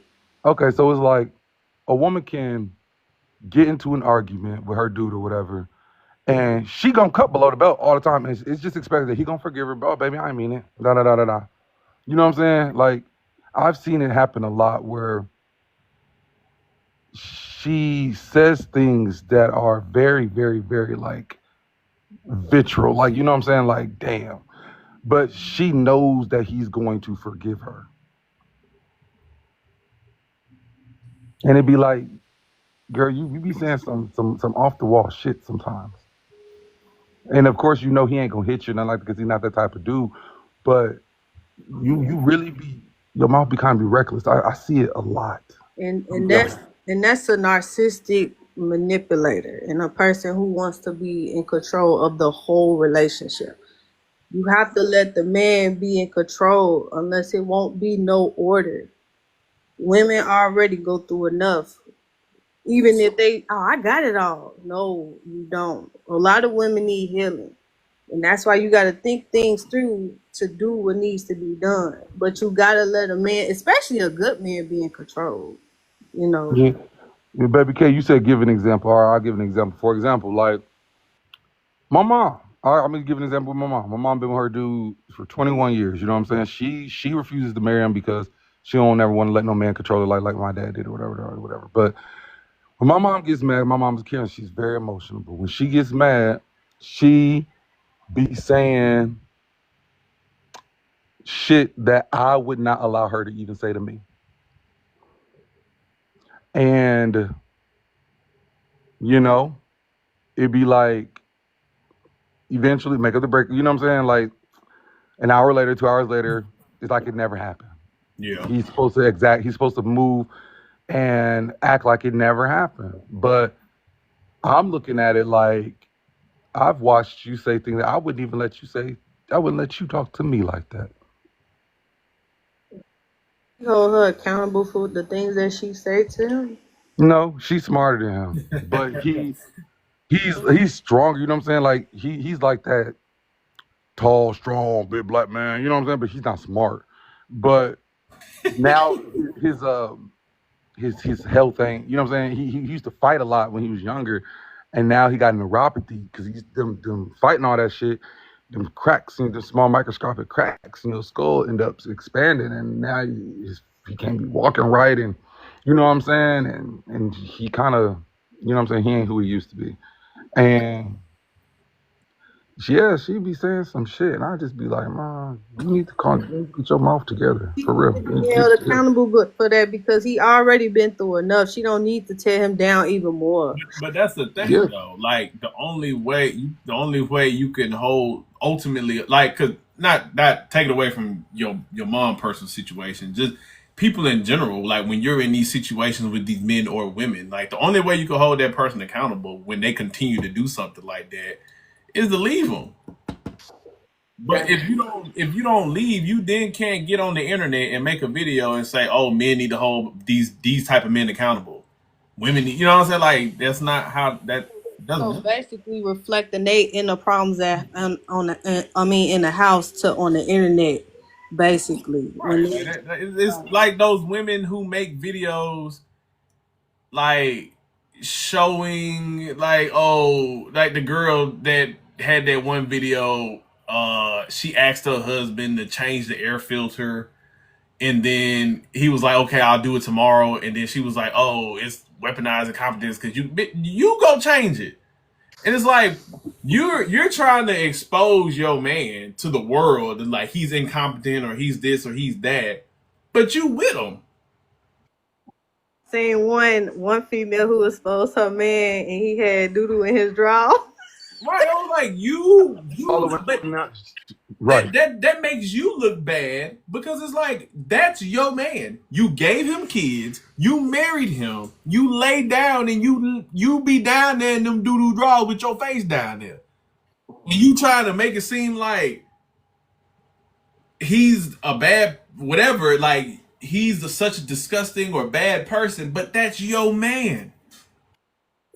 But some women, they let this clout get to them to, try to tell that they man and what goes on in the household, but not knowing. But that even goes to the point of because women won't even hold those women accountable, quote unquote, by saying, girl, get this shit off the internet. That's your man at the end of the day. Why are you telling us this? But look, You obviously not embarrassed. You're not tired of him. You're still there. So you're not even holding that woman accountable by telling her the truth. But half the women that don't hold them accountable do the same thing, Benny, but worse. Oh, I'm saying, but they gonna get in them comments and they be like, yes, girl, he this and he that and he this. He ain't nothing but the man that she decided to be with. It's a bunch of bird brains. That's all. that he this and he that. No, he ain't nothing but the man that woman gave children to, decided to take his last name. Yep. and be in the house with and lay up and sweat with every motherfucking night. Yeah, I That's think we what can just he is. accept that these are two sides of the same coin. Each group is a part of they're one big demographic. Right. You know what I'm saying? They're all the same people. So it's like for us, it's like to look at men as a collective and say, y'all need to hold trash men accountable. But these trash men are the counterparts to the trash women. Right. There you go. Who is that? Z? What? Hey, what happened? Sound It's like you loud. got, sound like you got some animals in the background. You know what? Honestly, my dryer just started this. Hold on.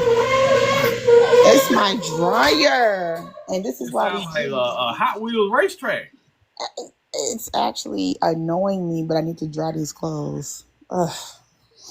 But you know what? Honestly, I feel like my house would blow up. I'm gonna get an insurance check, and I don't care. That's what I feel. I'm about to get an insurance check. But to get to your topic, thank you for having me up. Yeah. When it comes to women in the conversation, a lot of us are not friends. Yes. For real. I know that. A lot of us really don't like each other. For real. So when it comes down to the guys, it's hard to say to y'all, quote unquote, homegirl, hey, your guy is not the upper echelon that you think, and this and that. Especially if you're a single friend. But even if you do, right, and you tell her, like, girl, you need to do this. Girl, this is, you know what I'm saying, you might want to do this. How often does she listen? Exactly. So that's why it's like, honestly, if your son or my daughter the same age, I don't care. I'm just looking for a playmate and a good girlfriend to make sure we taking these kids out to have fun with. To be honest, I just don't believe in getting involved in the matters of the heart. When it comes to the matters of the heart, it's just hard to get involved with it. And I don't know if we are right about it or if we are wrong about it. Who freaking knows? Don't nobody have time for it.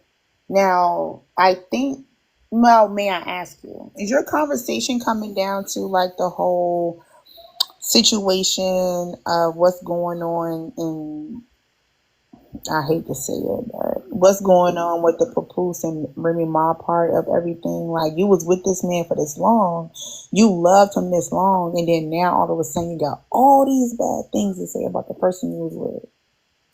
Not necessarily. I mean, but I mean that can fall into the category for sure. Yeah.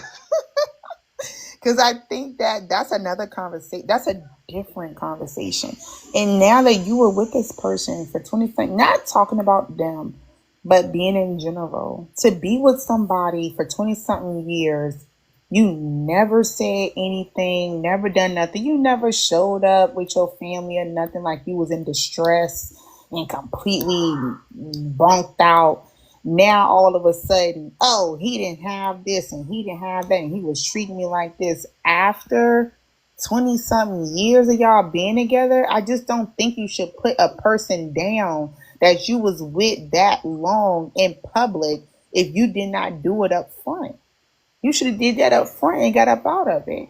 So now that it's not turning out the way you wanted to go, now all of a sudden you got to degrade and down a person. You actually downing yourself because you stuck with it all this time. You made it look like it was good all this time. And now all of a sudden, after all this time, you want us to believe that all this time, this is not a Cassie and Diddy situation. You was with somebody that you was in black love with.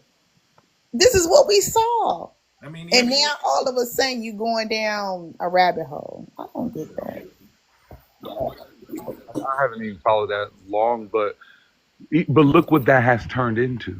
It has turned into, once again, women not liking women because now Clarissa and Remy are having be over a man. Like now it's turning into a competition between the women. Mm. And it's like a lot, it always turns into that. Like women not like women fighting each other, turning against each other over something that started with nothing that had to do over something that started and neither one of them had nothing to do with that. Like, you know what I'm saying? It wasn't a beef between them, but now they're beefing with each other. I'm When not gonna cap. I think Clarissa is wrong.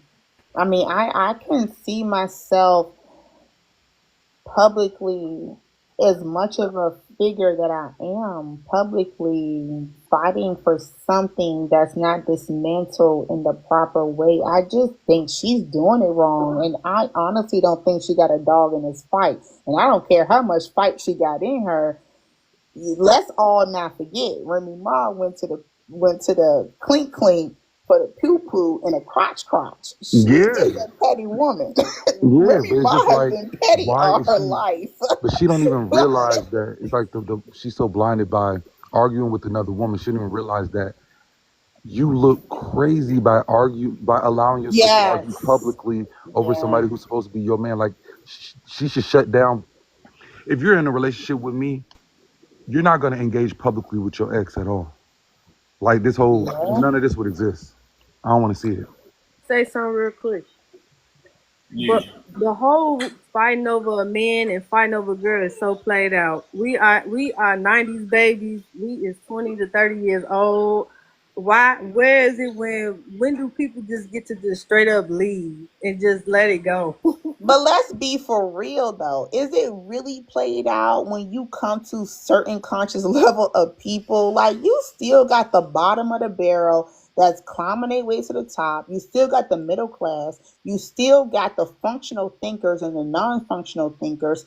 I don't think it's really played out. I think that a lot of people are getting to a point that we're trying to phase it out, but you still have the non-consensus with the consensus. It's foolishness, but I don't think it's gonna ever be X'd out because some It's people all ain't part of gonna the get up same out of pool. that.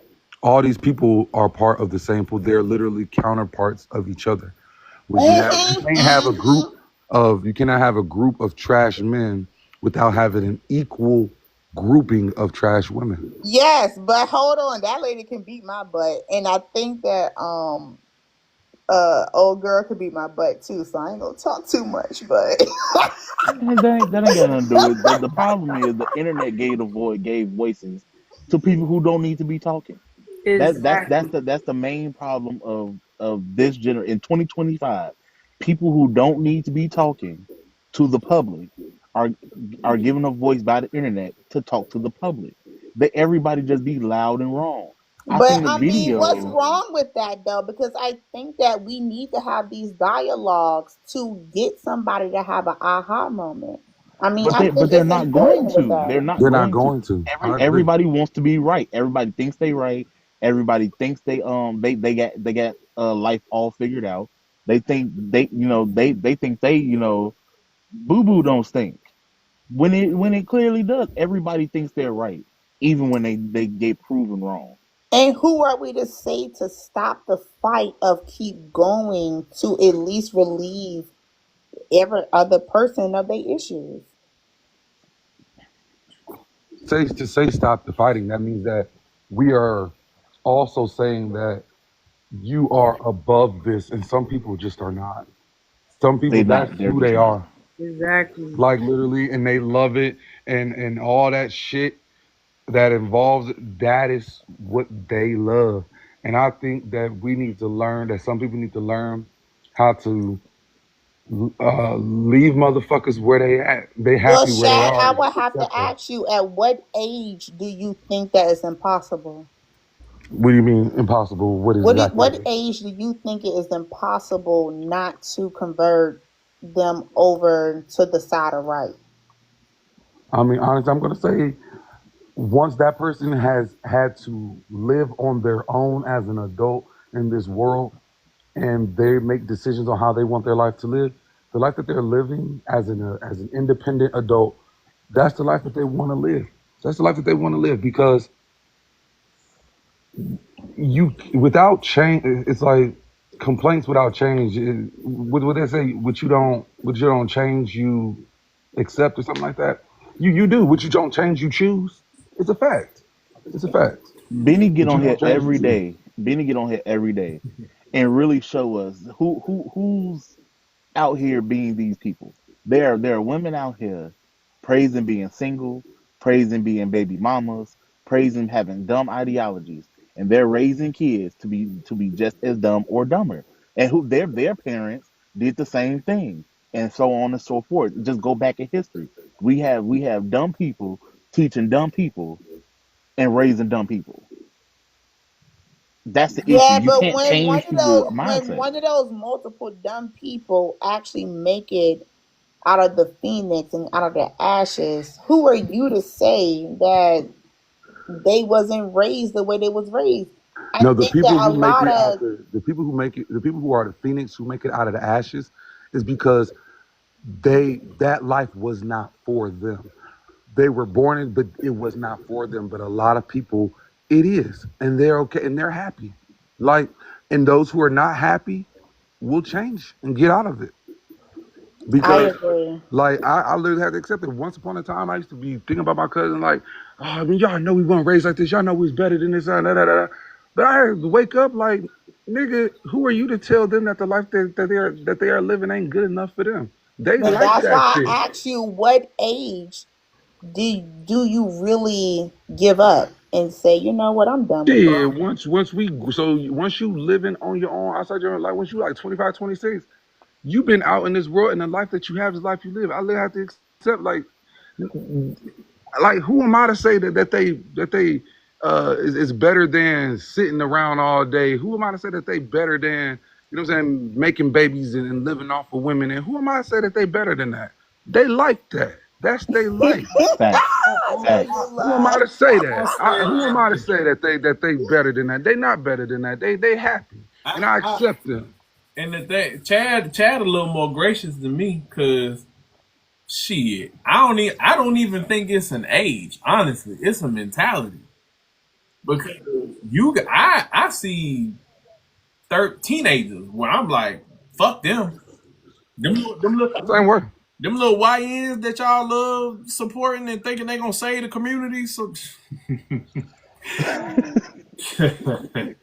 that nigga got some sound bites, don't it? God damn. So Uh, you saying that they young? You but can see that. it can be. Yes, there is a demographic of young boys who are gone. And I'm not they minds man. Look at the video I made with them young cats from Baltimore that was on Drewski show. And they had to be no older than 15, 16 years old. They was like 13, 14, 15 years old. And he trying to chop it up to him and kick game to him. They was like, I ain't trying to hear none of that shit. I'm on the run right now.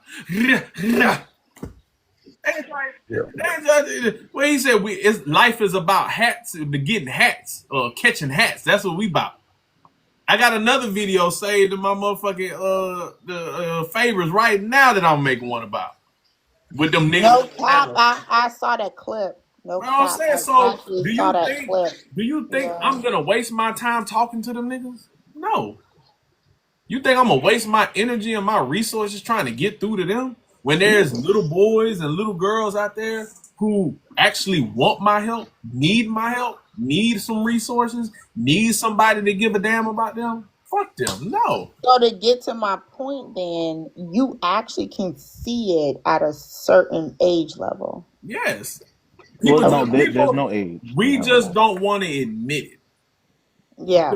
Well, you know what? We'll admit it with the little girls more than we'll admit it with the little black boys.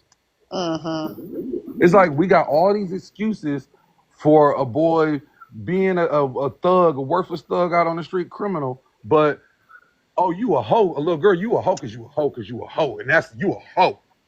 That's it. Ain't no. It's one excuse for you being a hoe, and that's because you a hoe. That's it. What's that? It's that rapper. He's like what 8? They had him all Look, in the club and stuff like that. And shit, yeah, right? look. Yeah, they got him all up in the club and stuff. I'm gonna be honest with you, he's gone. No, there's no amount of talking that you can do to what he's like. Again, 8 years old. There's no amount of talking that can change his mind from being just I like the stopped people my around son him. from listening to him. Yeah. And as a parent, that's all you can do. But to Benny's point, it's not an age thing. There's kids as young as 8 years old that at this point you can't tell them nothing. Well, I would like to per the science, they say humans are pretty much their foundation is established by like what 8 years old anyway, Right. and from 8 years old they kind of are who they are, you know, and that's the baseline that they use to determine, you know, the big bad boogeyman known as the school to prison pipeline. Which is third grade. Right, third grade. Mm-hmm. You know, that's the baseline that the boogeyman school to prison pipeline everybody likes to talk about. That's their baseline for the I age. think that's BS though. It is. Well, it's all about what you're told. It's literally just it's straight. It's a regular business model. Like it's nothing sinister about it. Every It business is does this. sinister. What? Every It's business does sinister. this. Every business does this. It's no different than determining how much clothes a store needs for winter. Like every single business does this. Ivy League schools do it. And you It's agree? forecasting. Okay, Ivy you League agree? schools do it when they Hold on, determine you how agree big the with that? freshman class is going to be. Do you agree with that? It's what every business does. They're not doing anything that no other everybody's. That's literally the way of the world. Because your son wouldn't end up in that quote unquote pipeline. You just taught him how to read.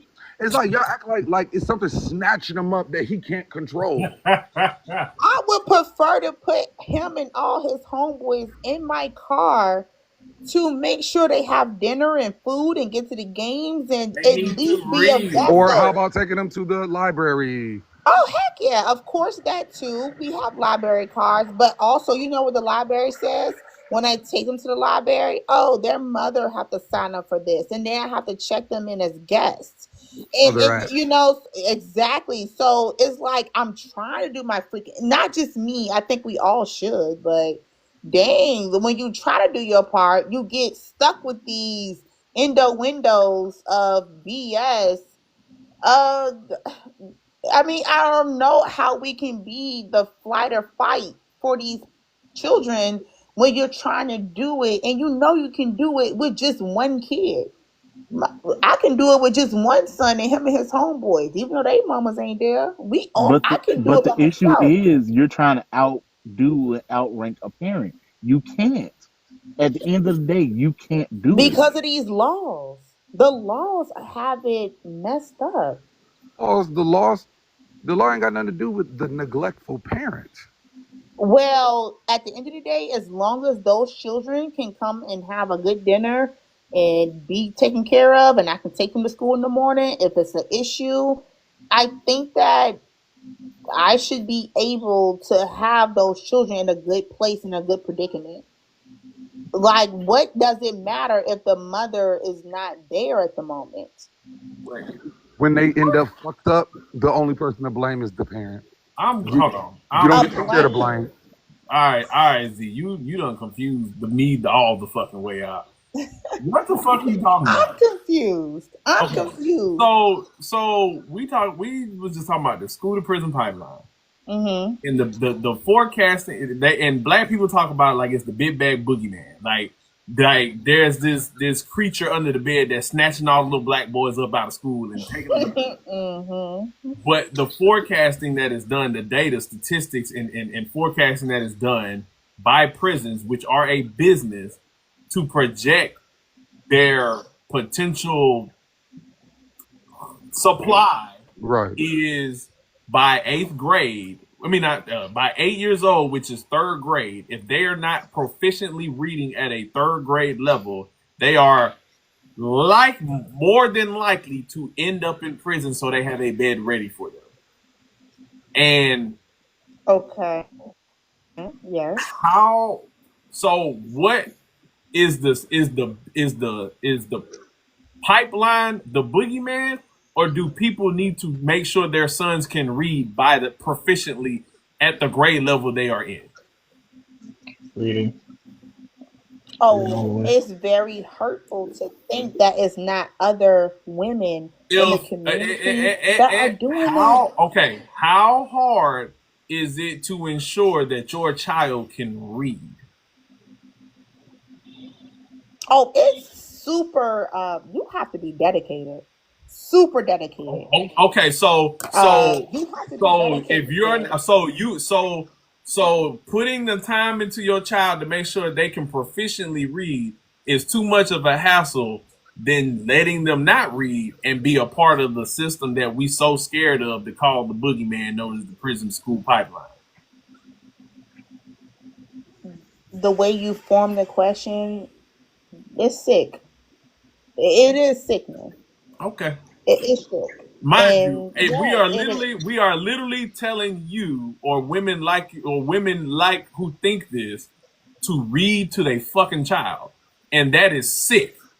No, the way I think is other mothers do not have the same grace that I have, that I afforded myself and God afforded me. The school that system ain't got no there's no room for that's the problem. This should be treated as an urgent matter for your child.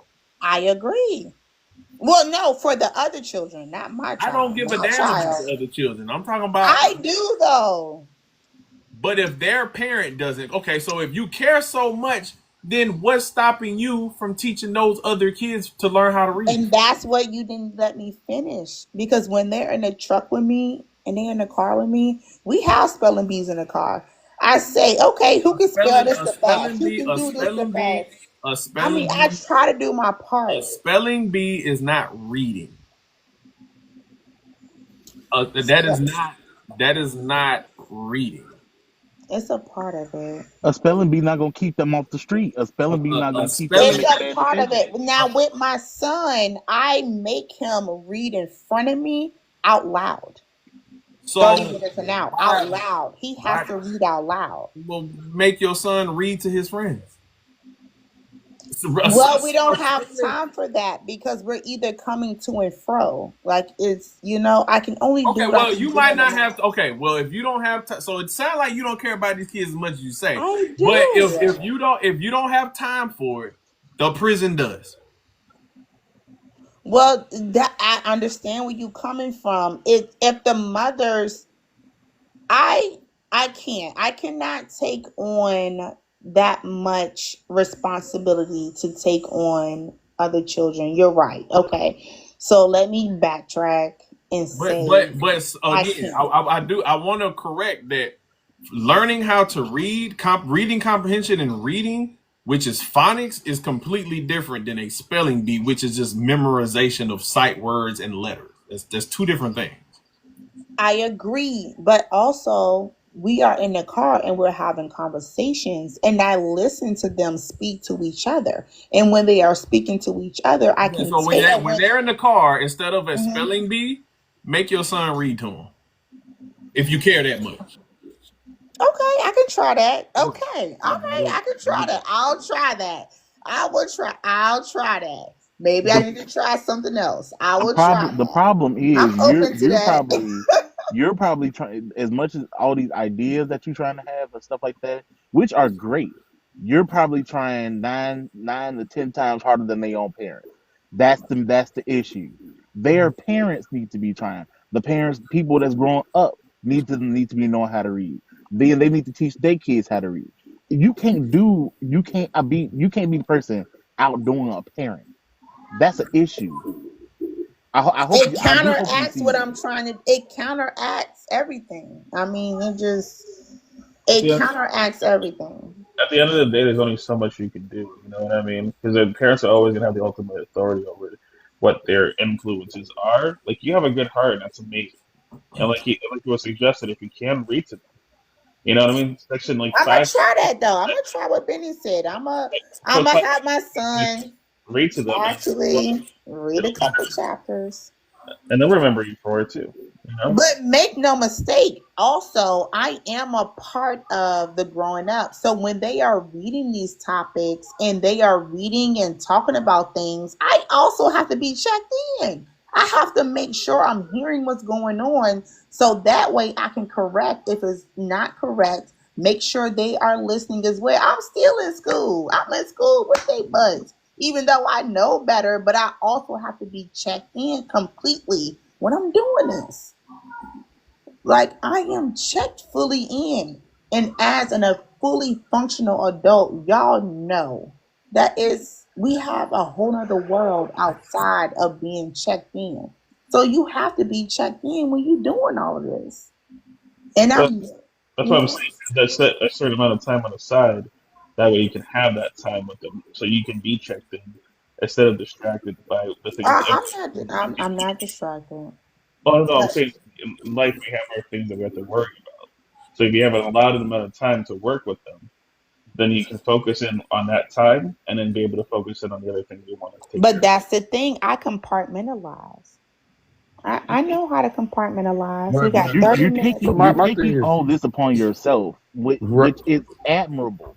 But at the same time, them 20 minutes that you got that they're gonna be you have somebody reading to them or that you teaching them how to read on the ride home, they're going home to parents who aren't paying attention to them. And that's what I heard. You should talk to instead of trying to teach them how to read. Make sure the parents can read. Oh Make no, sure make sure they'll you fight you me. confront No, them. these But y'all parents like will fight the me. boy. They'll Y'all gotta fight get, me. but y'all gotta get the kids to. They will fight me. Y'all gotta get the kids to actually have it in them. Like if the only time they read is when you're sitting down forcing them to, you're not doing nothing because at the end of the day, you don't gotta force them to go pick up that ball. They go pick up that ball because they want to. That's you know what I'm saying? Like You ain't gotta force them to go pick this shit right here up. right, you ain't gotta force them to pick that up. True.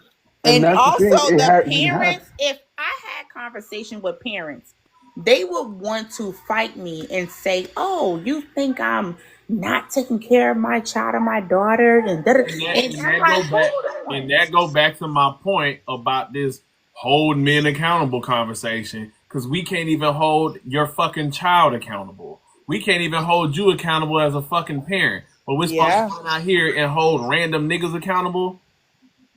Facts. No. Facts. So if you can't talk to the parent, if you can't talk to that parent about their child, I don't think your child needs to be hanging out with their child. Like you that too. But you see how goofy that you see. But How I think that honestly, sometimes we are put in situations that we have to navigate.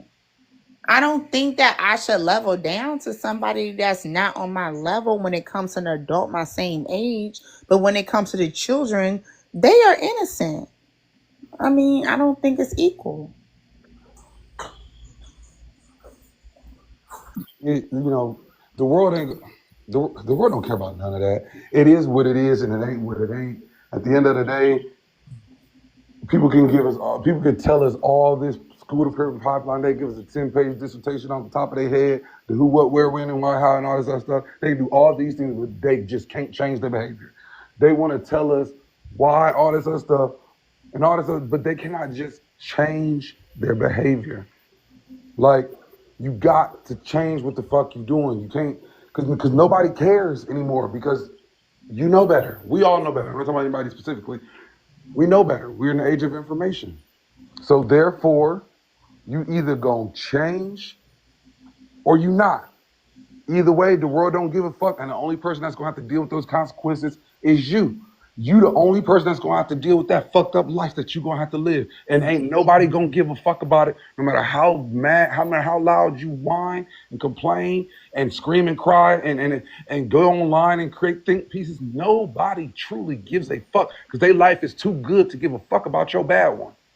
Is it easy to say to a kid versus what you saying to an adult? No, it's easy to say it to that parent because that parent chose to lay that. Because when somebody tell that parent, don't bring them motherfuckers. Oh, so you here want me to until you get ready. punched in the eye? No, I ain't about to say that. I'm saying, because when somebody tell them don't bring them motherfuckers into this world until you ready, they don't want to hear that either. That's a hard conversation to have with a person that don't have rationality. Look, you do what you can. Yeah. At the end of the day, your child is your responsibility. That is it. You can only do so much with somebody else's kid. And I wouldn't. I'm not. That's just the reality of it. I'm not gonna. I wouldn't lose no sleep over somebody else's responsibility. I don't. Then we don't. We can end this conversation now. Then. Okay, all right, but thank y'all for, even tapping in. But I do think that it's hard to give a general conciseness of who is good for the community of children or who is not good for the community of children if we literally don't have the adults that are also keeping up with what's going on. And then you have individuals here and there sprinkled in and out who are good ones and bad ones. It's all messed up. Well, I don't think that we should not think that. Well, Z, the fact is, nobody is going to care more about your child than you, and it is unfair to expect anybody else to. So if that parent, no, I'm not talking about you specifically. I mean you in third person. So if you as a parent only care 40% about your child, nobody else is going to care more than that. You lucky if anybody even cares that much. You brought them here. That's your job. And it's hard to say to somebody that's not hard to say that when they're. Go ahead, Miss Tony. And she said something that caught my attention. She said how she expected to teach kids how to read. But y'all expect so much from teachers. We have 25 kids in our class. Half of our kids don't come to school to learn. 5 of them may have IEPs. 6 of them have behaviors. And then we may have 7 who come to school to actually learn. And then y'all want to blame the teachers when the kids don't learn. I offered to do free tutoring. You know how many students signed up? 1. I'm surprised you got 1, to be honest with you. Free tutoring. 1. So nobody of real, no real people blaming the teachers. We know who fault it is.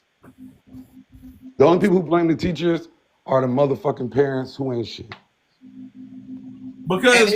Because when they if there is a problem with the teacher as a parent who's involved with my child's education, I will get him put in a different class. And that's my thing. So I'm telling everybody there is a problem with students reading. We just had a class of students graduate. I want to know how many of those students read on their grade level. Probably not even half of them. There is a problem with reading with our children. Parents, 20 minutes a day. I used to put ABCs on the walls in the bathroom for the shower with my kids. That's where it started. Then I started words. Then we started sentences.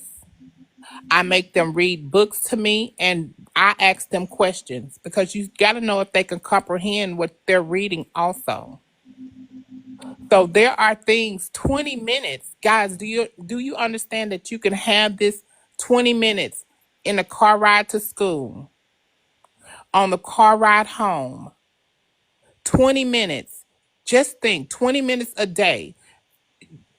If you as a parent don't have 20 minutes in your day to give to your kid to focus on something that is so crucial in their lives, what are you doing? Why are you a parent? Right. Now, the thing is, Tony, when people bring up, like you said, 20 minutes is all it takes, and people want to talk about the school to prison pipeline and all this other stuff, if anybody was smart, they would be able to recognize that this is all, if they want to talk about a system and all that, the system is that you should be able to see that nobody gives a fuck. Nobody gives a fuck. It is like they gonna sink or swim. They got a place for them if they fail. You know what I'm saying? Like, the world gonna teach them. You ain't gotta teach them nothing. The world gonna teach them. The world is going to teach them very quickly. Yeah. And that is the truth. And it is what, and nobody is going to have sympathy. When you go in front of that judge, you can't plead ignorance. You can't plead, oh, I didn't know. No, I didn't know, Judge. I wasn't taught that. I wasn't. Do you think the law cares? No. Hey, chap. So I get what you're saying. So I heard you say a couple of times that nobody gives a fuck. Okay, we get that. We get that. What we're trying to figure out is like, what are the parents doing themselves, right? So when you have a 3-year-old child, I know I'm going to make sure that you understand what it is that you are reading. Okay, it's a parent's job to make sure that their child can read. The teachers have probably like 40 or more children in their classrooms, right? You think they can get into the heads, just like Miss Tony just said, you think they can get into the heads of all 40 of those students? No. It is a parent's responsibility to make sure that their child has all the tools that they need to be successful before they even walk into their schoolhouse. Okay? We as the parents have to teach our children that we give a fuck, right? Nobody else is going to give a fuck about them or what their education is going to be at. It is our job to make sure that we instill with them to make sure they are educated and know how to read. And most importantly, know what it is that you're reading back to me.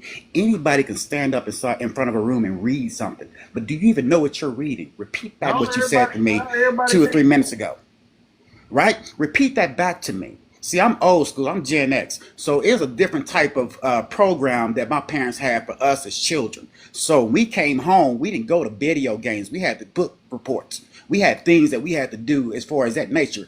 It was no summer for us. It was school. We didn't have 2 months to go and then not be taught something and be educated about something before we went back to school. That was not allowed in our household. It all has to do with the parents. So if your child is not reaching its goals and milestones, that's on you. It's not on the teacher. It's on the parent. So you mediate what that child learns. And so for every year, I'm so proud my parents did this for us as children because we didn't have summer break. We weren't failing in school. I was an A and B student. I still had to go to summer school, but I graduated early. So that's a big deal. Parents play a big role. It's not all on the teacher. Your job is to help that teacher. Yeah, it's on the parent, period. So I don't look at the world as nobody gives a fuck because if you teach your child how to give a fuck about themselves, that's all they need. Right, but nobody gives a Yeah. fuck about your child. That's what I'm saying. Like, nobody gives a fuck about your child more than you do. If you don't give a fuck about Can your I kid, say then something? nobody else is going to. Yeah, go ahead. Go ahead, baby. Go ahead. Okay, thank you so much. I just wanted to piggyback off and second with both Tony and Mr. Red Rum. Yeah. I agree with everything you guys said, both professionally and personally. And from the view of someone who doesn't have children, because people keep saying you can't care about somebody else's child. Yes, you can. I do it every day. I do it professionally. I'm in the field that I am because I care that much. So I don't agree with what she was saying when she was saying that she was afraid to talk to the pet. You do what you got to do when you care about the kids who are in your life. You do what you got to do when you see wrong. You don't wait, whether you got to fight or not. The school systems, we can only do so much. She's right. It is hard. You'll have 20 kids in a class, one teacher, maybe an assistant, and you'll have potentially 6 kids in that class who need an IEP who parents refuse because they don't like the narrative it sends. So it's hard, but you do what you got to do. And that's all I want to say. Thank you. Oh yeah. You a teacher too? No, actually, I'm a behavioral therapist. So I work one-on-one with children on the spectrum. So yes and no, but BT. Yeah. Okay. Gotcha. Spectrum. A lot of these kids ain't on the spectrum. They just lack discipline. Separate topic, but I'm not taking away from the kids that are actually on the spectrum, but it's a lot of them. I know personally, they be saying these kids on the spectrum. Nah, that motherfucker just ain't got no discipline. Just saying it. And no discipline, no fucking structure. No structure at home, no discipline instilled, no nothing. You know what? All right. Hold on real quick, Jimmy, and then I'll let you go. I got. We're on the cusp of seeing the result. And my son was definitely impacted by this, right? So my 3rd grader, which is a very pivotal, grade for a kid. So he missed kindergarten, he missed first grade because of the pandemic. Kindergarten is important because he didn't go to daycare or nothing like that. So the first time he's supposed to be in a classroom setting, like kindergarten is where you learn the basics, you're learning letters, sight words, numbers, but most importantly, you're learning the structure of what it means to be in class, right? So he missed that. And then first grade, correct me if I'm wrong, Ms. Tony, it reinforces that and it gives you like you're not getting nap time no more. It's time to grow up a little bit, right? So he really didn't go to school until second grade. You know what I'm saying? And he's already behind, but that's why he struggled with his focus because he missed the early days of kindergarten structure of school. So it's not that he doesn't know the knowledge. He has issues with focus. So now he on his medication. Doing great now. B's and C's, he had E's and D's. But the teacher was going to pass him because she was like, well, I know that he's not like stupid, you know what I'm saying? But so she was just gonna pass him. I'm like, no, he's gonna go to summer school because he needs to go. So he's going to summer school, right? Now that's for him as a third grader. So you have that demographic of kids. Fast forward to the kids who missed most of their high school because of the pandemic. So let's say sophomore, junior year, and now they're a senior. And they're going to graduate because the school is going to pass them. Now they done missed damn near their whole high school and they just doing shit for their senior year, then they get passed. These kids are about to go off into the fucking world. And we're about to start seeing the impact and the effects of those kids missing pivotal parts of their education years. And I don't think enough people are talking about it. But go ahead, Jimmy. Yeah, I mean, you're right about that too. In my case, thanks for having me on. But in my case, I came from kind of a militant household, so a little different for me.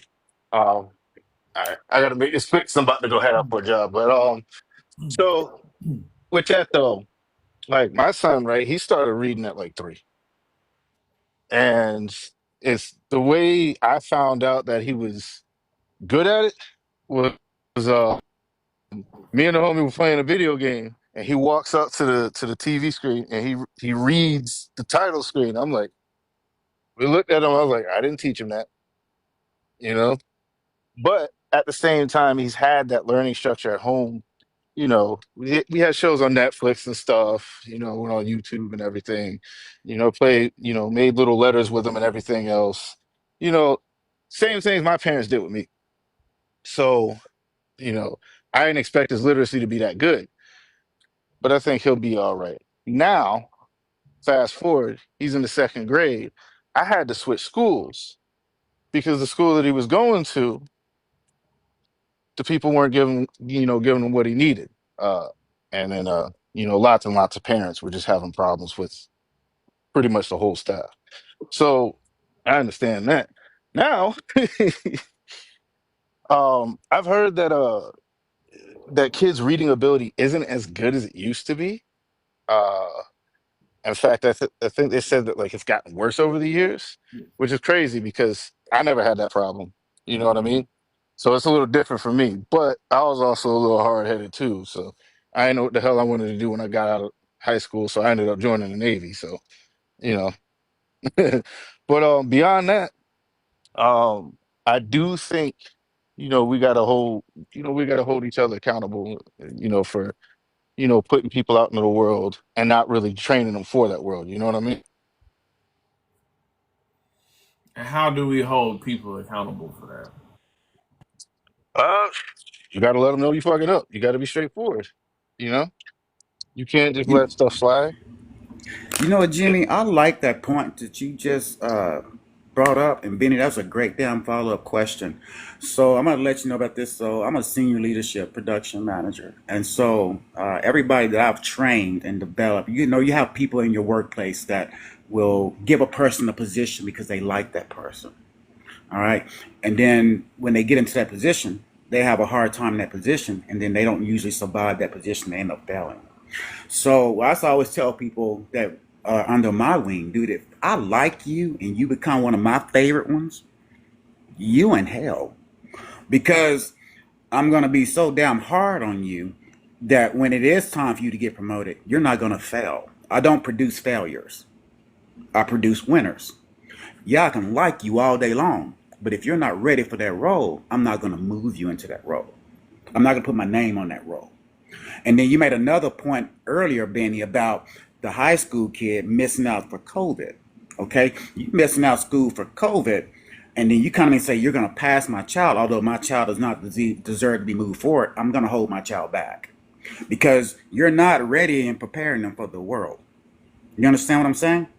They're going to get out there and they're not going to make it.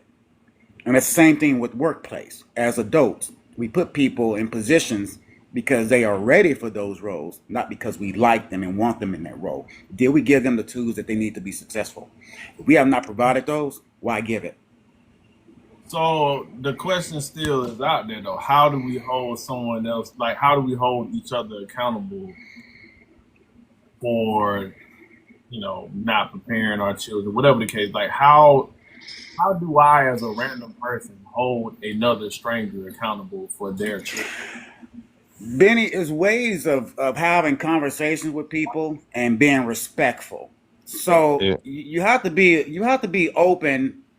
But matter of fact, both people have to be open and willing to listen to constructive criticism. Okay, A so lot of people have a hard most time. times, but majority of the time, Mm-hmm. Hey, the hey, you person guys, thanks for who, having me on. I gotta go. All right, oh yeah, I'll yeah, for catch up with sure. y'all. All right, Nah, good talking with you, Benny. Johnny, I'm sorry. All right, but yep. All right. Peace. but 9 times out of 10, the person who is fucked up and is being addressed isn't trying to hear it for whatever reason. Mm-hmm. Isn't trying to hear it. So when they aren't trying to hear it, how can I then hold them accountable? Benny, I would love to step into this as Yeah, soon go as our ahead. red drum is finished. I don't want to interrupt. No, you go right ahead, honey. Okay, so I mean, I want to answer the question, and then I have just a couple of things since I've been listening. So thank you for having me on. Yeah. I think that we have to look at, because the question you're asking, it's a big question because we're Mm-hmm. talking about other adults, and so being able to hold another adult accountable, like having a hard conversation, is not it. Because if that was it, then that would be the case, right? I want to just give just kind of preface to why I say that. I am the baby of four girls. My mom had 4 girls by different men, and of those 4 girls, 2 of them, well, I'm one of the 4, so I have one daughter. Um, the other 3 never been married. 2 of them, one had 4 children by 4 different men, and the other one had 6 children by 4 different men. Now, neither one of those 2 are living. And so over the years, I Sorry would to hear that. insert myself. Thank you. I used to insert myself in and try to support, my sister and all of the kids, and just kind of pour into them because I knew how we grew up and I didn't want that for them. And I'm going to tell you that I ended up being ostracized because they didn't want to hear me. They didn't want to see me come over there and tell them to get up and do for themselves. They didn't want to hear me tell them to send their kids to school. Right. And so the only recourse that I would have had would be to call child services. And we know, and at least I know from experience, that it doesn't always turn out well. Right. So tough conversations is not the thing, because I'm going to tell you, those children, of the 6 that my sister, she passed in a couple of years ago, her oldest is 30 and her youngest just turned 21, her 2 twins. And she didn't send them to school. They struggle significantly with just regular socialization skills. My other sister, who passed back in she passed 2 years before my oldest sister. And her children, one of them, she's an alcoholic with a baby. The other three children ended up in foster care, and one of them is coming to live with me at the end of this month. There's no conversation that you can have with somebody that doesn't have the capacity to understand the impacts of what they're doing. I know that Chad, and I love Chad. I'm a big fan of Chad's channel, and I send a lot of his videos to my nephews and my nieces so that they can hear it from a male perspective, and they hear it raw. But I want to make sure that I say that there is a mental health issue in this community, and I didn't really realize, because I was so distant from my mother, how much of a mental health issue she had. Because my sister that had 4, we knew she had a developmental disability. And I thought my mom just didn't want to be bothered, but listening to, at her funeral services, listening to what her siblings said, she too was slow. And I never really thought about it until I heard with the stories that they were saying. And then my studies over the last few years really brought about, like, oh my God, like my mom was slow and she too had been taken advantage of. Tony, and I don't remember the woman that was talking earlier about teaching and trying to, do what she can. You cannot put it on the parents if they can't receive. And I think that we being separate from that, I live a completely different lifestyle. My daughter's 30 years old now. She has her master's degree. She does very well for herself. But looking at the other children, right? They have some mental, like it's not clicking. There's no amount of reading or sitting with them once they get beyond their development years that's going to help them get there. And there are hundreds of thousands of children like this that are at different stages that come up all the way. I'm not even talking about the ones that get to adulthood that are either in prison or on the street homeless or whatever the case is. These are our Black people. And yes, I can distance myself. I can live in a high rise. I can travel the world, right? I can hang around people that are like-minded. But at some point, and I'm going to say very soon, this has come to a head. And so I don't have necessarily the answer to, but I want us to look bigger. And we have to think outside of the box, because yes, there's a school to prison pipeline, but we have to, as a community, figure out ways to get in front of that. Maybe we don't do that physically if that's not our plight, but there has to be some level of investment in those community, or it just deteriorates. If you look at what's happening with the administration, right? Their goal is to keep dumbing, and pushing people of color, Black people, because I'm more concerned about Black people than everybody else of color, right?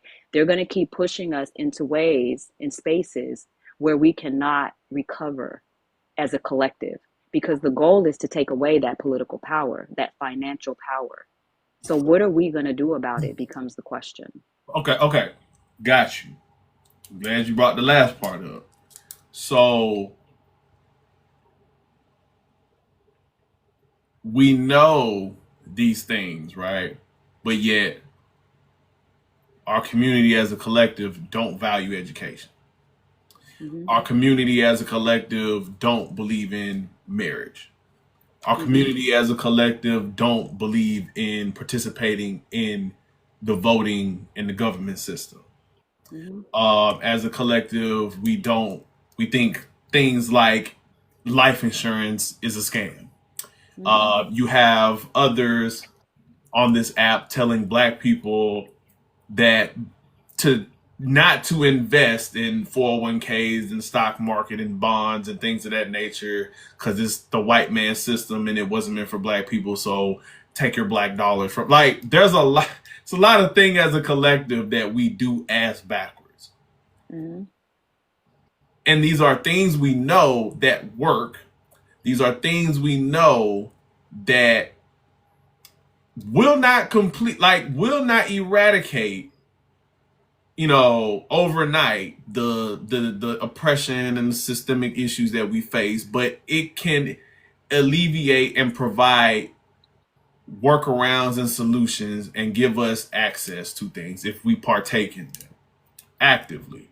Mm-hmm. But we don't do these things.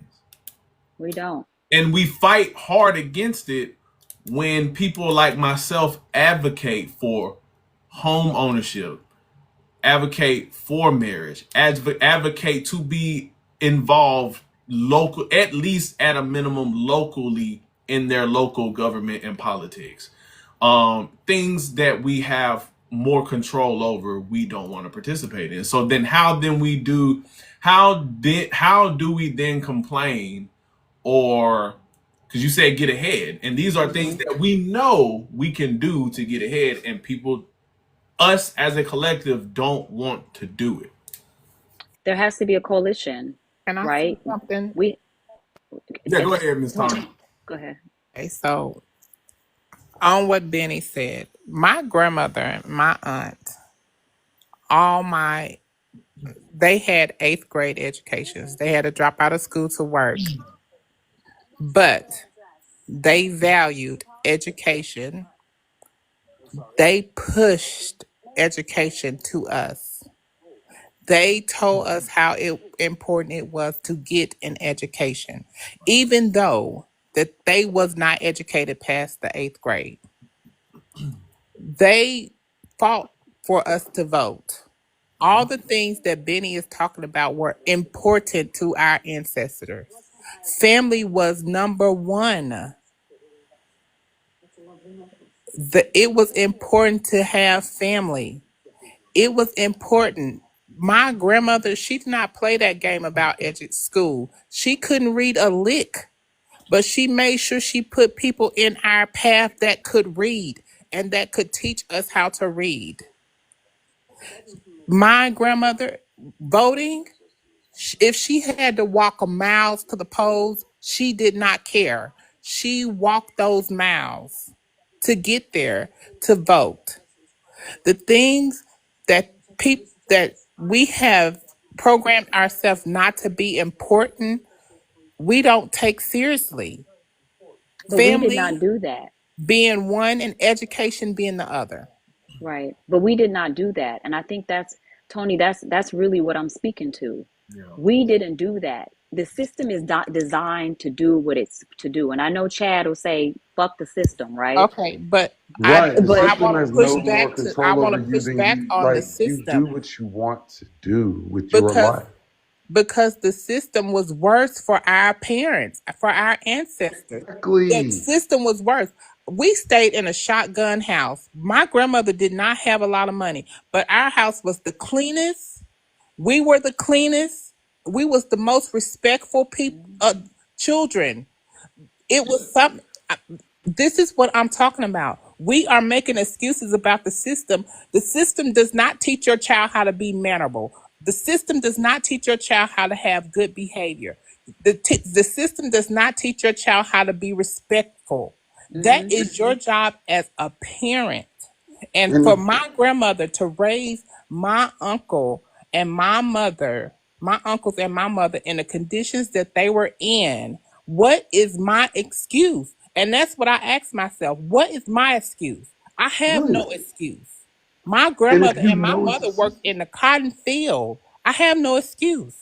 If you know it's the system, what is so hard about just changing what you're doing?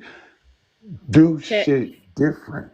Chad, I agree with you in that. When we have people telling you what to do, and it's like, why is it that the people who are telling the people who need to change what to do, that they have to constantly curtail the message and sound so nice and think about nuance and all that? Motherfucker, this is going to help you. At this point, the system is running on autopilot at this point. It is. Right. It absolutely is. Ain't nobody about to talk to you all nice and break down to each individual person. Our grandparents, or I don't know how old, like my grandparents, like they was getting like they had the threat of violence trying to go vote. They had like real shit to deal with. They was getting their ass whipped because they wanted to read and shit like that. Like they had real issues. They had to read. They had to learn. They were in like 8th grade having to read 2nd grade books because that's all they had. Like, And you got people now in 2025 saying, "Oh, why do we even go to why we don't even need high school because they don't teach you anything anyway." I don't why college is a scam. Like This is the But it proof. goes back to the house. It goes back to the house. And so I'm not saying what I'm saying is the system is designed to work the way that it is. I'm not saying it's giving them an excuse to, but we know that they have heavily propagated, like the propaganda has been so crazy long before social media, right? They have dumbed down the education long before social media. This is years in the making. They have pigeonholed these communities, right? Our communities, because these are communities that I came from. They have pigeonholed those individuals in that. And I'm telling you, I But watched it happen. My grandmother was the same as your grandmother, Tony. My grandmother laid it down. But and my aunts and uncles, but I'm gonna tell you, something happened at my generation. When I look at my cousins and my sisters, they just didn't make it out. They think they didn't different want to even. do it. That's what they wanted. They ended up where they was. That's what they wanted. I think that's what I was saying earlier. That's what why is it so hard for us to accept that there's white trash, there's black trash, there's whatever you want to call it. There are people who are living however they're living, and they like that. I have They cousins do like like it. my cousins like that. She grew up in two-parent household, all that stuff. She's the fucking hood rat now. But that's what she wanted. She want to be a hood rat, and I accept that. So She where Hey, does is a that Chad. leave fucking us hood though? rat. Where does that Hey, leave? If Chad, we you accept guys, that, where does it let leave me. us? Wanted to be it. She just wanted to be a hood rat. She always did. go ahead, Hey, Rick. Chad, you guys. Man, I thank y'all so much, and I love stumbling across you, Benny. I follow your work. I love your work, man. I appreciate what you do and what you put out here. Chad, Fab, Tony, I have to get off here. I hate that I do, but man, this was awesome. And so if I could get a hold of you guys again at some point, I would love to be able to join you. So thank you guys for having me. And you guys have a good night. You too. Be safe out there. Thank you.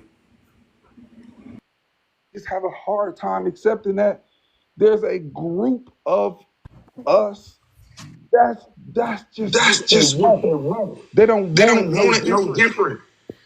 And all the stuff we doing about making them change, they know they ain't stupid. Like people in the hood is not stupid. They are not. As a matter of fact, they can manipulate the shit out of every motherfucker who went to school and read some books. Guarantee will manipulate you out of everything you got. They is not fucking stupid. They know exactly what the fuck they doing. They know exactly. They heard every message before. They are living the life that they want to live, and we just have a problem with accepting that. Well, Chad, those are the people that's making babies, and it's starting to bleed out of those communities. I want to say that. So something has got to be It ain't bleed done. out of the community. They still where they at. But you know what? We can't. There's nothing. We can't hold them accountable. But life is gonna hold them accountable. Whether it's the prison system, that's the boogeyman. That white police officer that catch them jacking in cars and rob whatever the fuck somebody's gonna hold them accountable. It just that just might be the only time in their life where they finally get held accountable, and they might not walk away with their life. Right, and brother. And if they end up getting sat down, they're gonna get sat down knowing that what they did was wrong. They heard it a million times. My cousin finally probably about to go to prison for 50 years. He's been in jail his whole life. He probably about to get sentenced to 50 years. He stabbed his girl 47 times, even though he got his whole history of domestic violence. Finally got out last year in 2014. 4 months later, stabbed a girl 47 times. Now he back in prison. You know what I'm saying? He been doing this his whole life. He knew better. Somebody will hold them accountable. That's why it's important. That's why if you don't parent your child and hold them accountable, somebody's gonna, whether it's another man on them streets that don't care about them, that will put them in the dirt, whether it's that police officer that's gonna put him in the dirt, whether it's that judge that's gonna put him in that jail cell. So there is a level of accountability. It's just a matter of which one do you want to find.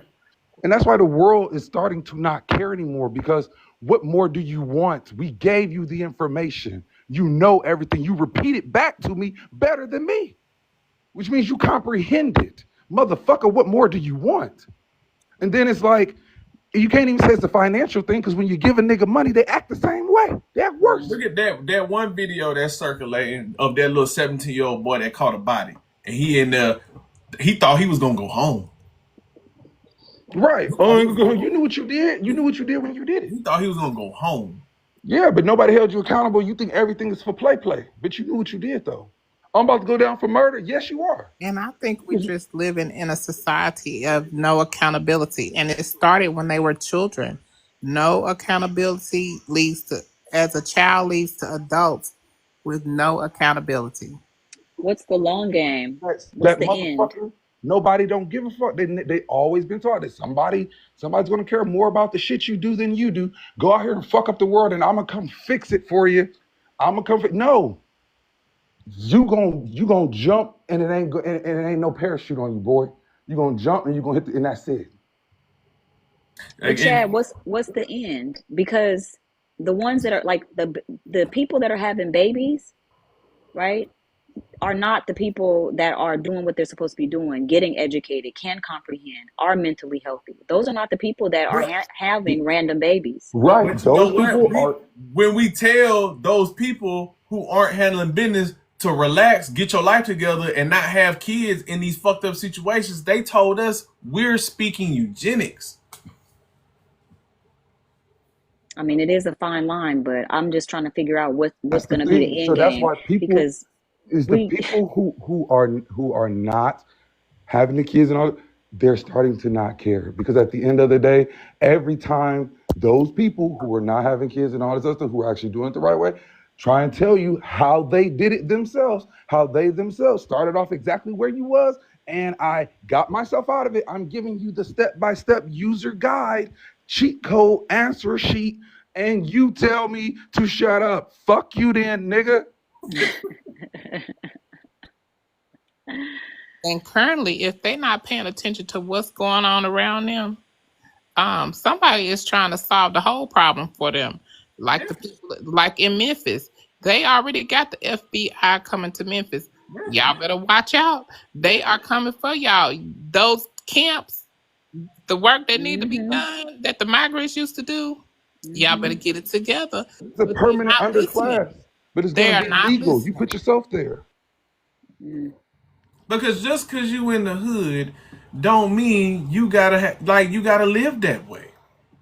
Just like you said earlier, Miss Tony, y'all was in the shotgun house, but it was clean. You still walked out that house presentable, starched and ironed, squared away, hair comb, lotion and lathered up. And our neighbors, they didn't play that. Our neighborhood was not dirty. Right. The kids did not walk around trashing our neighborhood and tagging stuff. They didn't do those things. Like, our neighborhood looked just as good as the white side of our side of town. So we took pride in what we have. I was in one of your lives and y'all was talking about project housing. Why can't you take care? Why do they feel like they have to trash the project housing? Exactly. All those men in the projects, and none of these niggas could fix the window. None of these niggas could sweep it up. None of these niggas can fucking, you know what I'm saying? Fix the pipes. Like, it was designed. When people want to talk about a design, it was a project. It was a social project way back in the day, because it was designed to see what are the effects of concentrated poverty. Will the people work together and band together and work as a community to lift themselves up as a collective, or will they not? Some did. Some did. Some white projects did. You know what I'm saying? But when they integrated because technically the projects could have worked if people were community minded. If all the people there said, this is what we got, y'all, we're gonna keep it clean, we're gonna be neighbors, we're gonna fix the shit that get wrong, we're gonna keep the breezeways clean. If a light go out, y'all, we got it. We're gonna work together as a community. That was the design that people want to talk about that they never read. That was the design. It wasn't to keep y'all together and sell drugs and throw your flow. That's what y'all did. That wasn't the design. The design was to see will y'all lift each other up, and y'all failed. That's what they don't get. I mean, that's y'all the design now. Help that shit fixed. That shit ain't have to be no fucked up hellhole. That shit could have been clean. It's gonna be But a lot no. of people moving back into those communities with what's happening with the job market.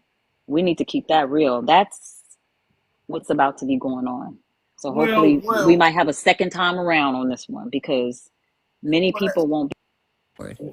Well, that's the cycle of, and like, if that's a cycle of our environmental politics, like, and suburban sprawl. Like, people live in the white folk live in the city. Then when it gets too expensive, they move to the suburbs, and then the black people are left in the hoods in these cities that turn into the inner city. And then when the suburbs get to be too expensive or they get bored because they want to come back, the kids grow up and they want to come and they want to have the city amenities. They come back, and then they force the gentrify and force the black people out, and that's environmental politics. That's Absolutely. And I think this time though, because eventually the suburbs will become the projects. Eventually, you know what I'm saying? Like eventually, because it's starting to reverse. The cities are being reclaimed. They bust the projects down and created quote unquote mixed use apartment communities out in the burbs that got fucked up in 2 years. You know what I'm saying? Everybody know they always end in a trace. They always got they always end the same way. But when the suburbs become the projects, that's just the way it's going to be, because once the business leaves the suburbs, there's going to be no reason for it to ever return. You're going to be left in a fucking desolate, remote area that does not have any access. The cities, people were always eventually going to have to come back to the cities. The highways is in the cities, public transportation is in the cities, but you're going to be left out in the middle of nowhere with nowhere to move, no cars, no nothing. You don't see that shit. Like, all the apartment communities, think about it, every project, Atlanta was the first city that had all of its projects removed. And once upon a time, Clayton County used to be nice. Yeah. Clayton County, Jonesboro, Riverdale, all that, it used to be nice. But some of the first projects, when they were removing them for the Olympics and shit like that, even before, they moved those people down to Clayton County. Clayton County is it's ghetto as fuck. That's crazy, because when I used to go, my grandmother lived, on my mother's side, lived out there in Clayton County. And we used to go out there for the summer when we go to Six Flags. And this was like 2004, 2005, 2006, around that time. And Clayton County was nice. It was quiet. Nice little suburbs. Chill. I used to pass by Holyfield House. Well, it used to be Holyfield House. Little training tracks and shit back there. You can go that baby to go to World Changes and shit out there. Yep. It was quiet out there. Nice. Go down Old Nat. L. No, fuck no. You know what I'm saying? Like, Clayton County, but that's just an example of a once upon a time suburb that bust.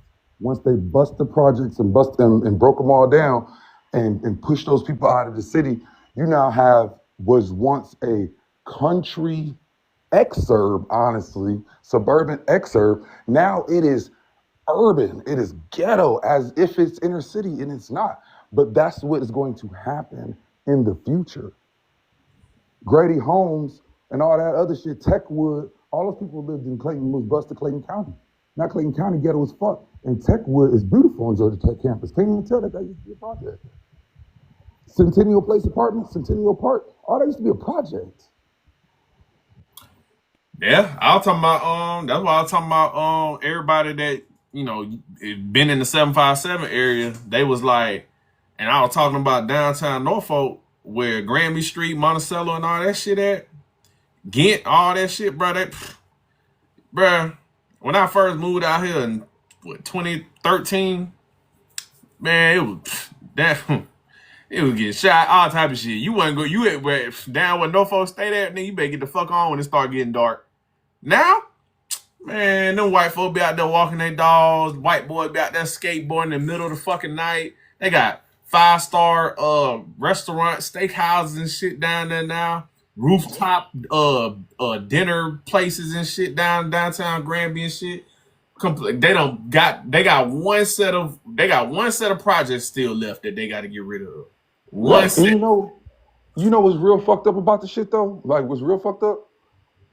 White people. One day I want to feel as safe as a white person in the fucking hood, because at the end of the day, a white person gonna move in the middle of the hood, and them niggas know not to even fuck with them. But if your black ass move into the hood thinking you trying to look out for your community and you trying to stay in the hood and you trying to raise the property values, you want to protect your black dollars, you gonna get fucking your shit gonna be fucked up. I remember when they first tried to revitalize the west side of Atlanta way back in the day, like 06, they put a Publix over on MLK and all that other shit. That shit got fucked. That shit was so ghetto real fast. Publix left. They had to put a little Walmart over there. You know what I'm saying? Right over there off of you know, on the west side by the Clark Atlanta and all that other shit. There used to be a Publix. Publix quit. Niggas was fucking that shit up early. You know what I'm saying? And it's just like I had a homeboy who was very pro-black, and he bought a townhouse and like sky lofts and shit like back there, about like them big townhouses and shit. He paid like $400,000 for that shit back in the day. That shit tanked. Crime was crazy. But you got white people moving into black neighborhoods and niggas don't fuck with them at all. Mm-mm. You know what I'm saying? Like, it's like... Parasite, bro. The parasite, man, it be eating at their brains, bro. They can't help themselves. Can't help themselves, man. It's fucked up. Like, but then these same people want to talk about, yeah, man, they burned down Black Wall Street. All they want to do is keep black people down. Motherfucker, they wouldn't allow your ghetto ass to live in Black Wall Street. Those black people who lived in Tulsa back then, who lived in the Greenwood district, that was the bougie black people you calling other niggas. Right. Who you think those was? They wasn't gonna live with your ass. But you want to use them in your example of how you oppressed and all this other shit. Them was the niggas who wouldn't fuck with you today. They what they tell me? Oh, you always wagging your finger at black people. They would have been wagging their finger. They would have been wagging their finger. Absolutely. You think Black Wall Street, Tulsa, Greenwood District? You think them black people who want your ass living with them? They wouldn't either. They be crazy. Shit it just be fucked up. What they walking my fish, man? What's up, bro? Oh, hello, Benny. Yeah, so like growing up, to add to your conversation, I think people fail to realize a lot of things is choices. So growing up, where down in the South, the people always tell me you have 3 yards to be in: the prison yard, the front yard, and the graveyard. So, but all of those 3 things is all done by your choices or your actions. Yeah. Where you end up at.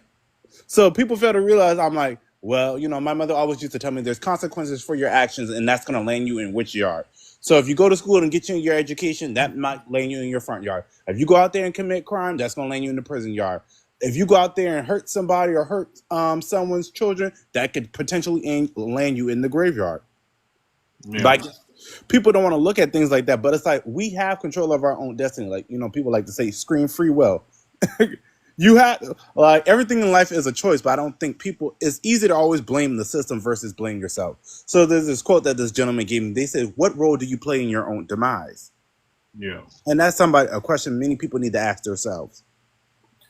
And the problem comes when you say, oh, it's about choices, right? And you say, well, go to school and get your education. What their counter is, well, that don't guarantee that I'm going to have a good job. That don't guarantee that I'm going to make a bunch of money. No shit, motherfucker. Nothing in life is guaranteed. Yeah. But what is it going to increase the probability or the likelihood or your chances at success? Is it going to add to the resume or the cachet that you have towards life? You know what I'm saying? So, and it goes to the conversation I was having with the young man yesterday about how he dropped out of school to be a content creator because he wanted to chase his passions. And, I don't want to give up on my dreams because I see guys on TikTok or Twitch and they're making millions and hundreds and thousands of dollars. Nigga, okay. Drop out of high school or drop out of college? No, but stop focusing. Why you trying to make millions? You can't even make 50,000. Okay. Make 50,000 first, bro. Right. Don't worry about making a million. I'm like, Now, and now, mind you, he dropped out of school at 18, out of college at 18. He 21 now. I said, bro, if you would have just stayed in college, you would have graduated this year. And you would have been well off moving forward to your bright future in business. No telling where you would have been. But now you in my live talking about you still want to make content. Oh, that don't guarantee you I'm gonna get a good job. Well, I guarantee that if you go to school, it'll be better than not doing nothing. Right. And it's the same way, like you said, about guarantee with college, sir, there's no guarantee that your content is going to take off. So right. And that's what I tried to explain. I said, now listen to what you're saying. You said there's no guarantee in college and being successful with business, whatever, going to college. But there's no guarantee in your content taking off and you being the next Kai Cenat. But you would rather put all your chips into the table on taking that chance to be Kai Cenat than putting your chips and actually, probably winning a better bet, going to school and going down the route of a path that is likely to give you more success. And also this too, Benny. People love to watch other people's success, but do they study the person they're trying to be like? What was their success story? No, the nigga was making. I looked on his YouTube. He was like, "Yeah, man, my computer, bro. He had one video, and the last video was a year ago." Right, but what I'm trying to say is, a lot of people want to be like certain people, but you don't even study the background of people. Did they have connections already? Are they nepo babies? Did they already have a background in certain things? Like, if you want to talk about Michael Jackson, he grew up in the Jackson 5. And he brought that up when he was like, well, how can you say that? Because, most, successful, wealthy people became successful by taking a chance. I said, no, most successful, wealthy people became successful and wealthy because of their fucking parents. Right. So, or because of their parents, and they've always been doing this they thing. Didn't want to do. Or because of their parents, and they've always been doing this since they were little, if that makes sense. Right, like their parent, they come from money, they come from a network, they come from a social network, but from their families. And then they go to college.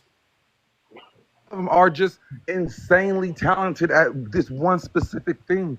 Like they were given a specific supernatural gift. Like, are you really comparing yourself to that? It's like there's one Kai Cenat, but if you went to college and majored in accounting, we have over 700,000 CPAs in the country. You probably could have been one of 700,000 versus one of one.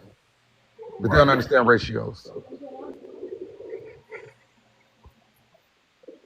Not accounting. You know what I'm saying? Right. Like, they don't understand. Rob that nigga blind. He don't know. Like, you know what I'm saying? They don't even get it. Yeah. I just wanted to say real quick, I am taking off. I appreciate all of you guys on this panel. Such important conversations. Chad, I don't know if you heard me, but I'm a stan. I love the work that you're doing on your page, and I do send it to my nephews all the time. It is I heard you. I appreciate you. Yeah, but I'm hoping, the seed is planted and it grows at some point. I think they got a few years to go before it's too late. I'm telling you, look, I always say what I had to accept for myself. I had to accept this for myself growing up as a black boy in America. Okay, it's hard to hear, but I have to tell it to myself every day, and that's the only thing that's gonna get you right. I get it. I got you. All right, thanks you guys. Have a good night and a better weekend. Anytime. Be safe out there, man. All right, thank you. Bye-bye. Destin, you there? Yeah, what's going on? Can y'all hear me? Yeah, man, we can hear you. Cool. Yeah, man, I just wanted to jump in, add to the convo. I know y'all kind of, was going everywhere with it. I just wanted to, add my little 2 cents in and everything like that. Go ahead, bro. But yeah, man, like, to be honest, bro, I was just going to speak to the original point. I think it was believed the Deontay Kyle, right? If I got that correct. Yeah, sure. Go ahead. Yeah. Like, my thing with it is, bro, like, I get where they coming from. You feel me? Like, I really do. Like, I really do understand where he coming from. Like, I fuck with the podcast and everything. I just don't think, like, I think somebody else said it earlier, like, if you not one of them type of dudes, you really not running in those type of circles to be holding somebody else accountable. You know what I'm saying? Like, motherfuckers that do shit like that, bro, they usually keeping that all the way on the low. Like they not letting, if they know you gonna hold somebody accountable, like they know you gonna hold them accountable, they definitely not letting you know nothing like that. Cause they know for shit show you gonna say something. That's how people avoid accountability in any aspect of life. Anybody that they know gonna hold them accountable, whether it be their mama, brother, sister, cousin, whoever, they ducking all types of accountability by lessening any type of information they can. Yeah. Like that's just how I view it. Like it ain't like, and I don't really get the whole it be your homeboys and you know about it and you hang with them, and I don't really even get all that. Like to be honest with you, like I don't know what they be thinking. Like I don't know. I think it's maybe just the dynamics of how men's friendships are versus female friendships, to where they be knowing all their business. Where I don't know, y'all done seen these TikToks where they got the dudes calling that night like, yo, good night. Like that's something females do. Dudes ain't really doing that. You know what I'm saying? Like the dynamics is different, where I'm not knowing what he doing over there like that unless Buddy did it right there in front of me. You see what I'm saying? It's just a whole different dynamic that I don't think is really taken into account. If you asking me. Yeah. Yeah, I mean, it's a disingenuous conversation altogether.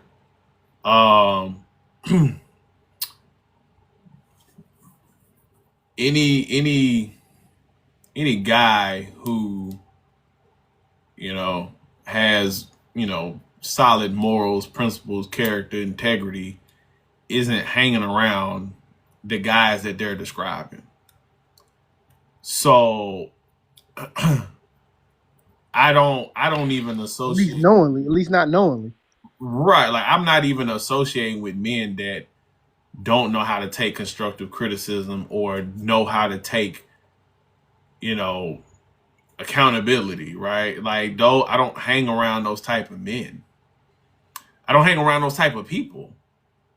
And that's the thing. That's why it's the infinite money glitch, because you're going to talk about men and not people. That is a people thing. People don't like to be held accountable.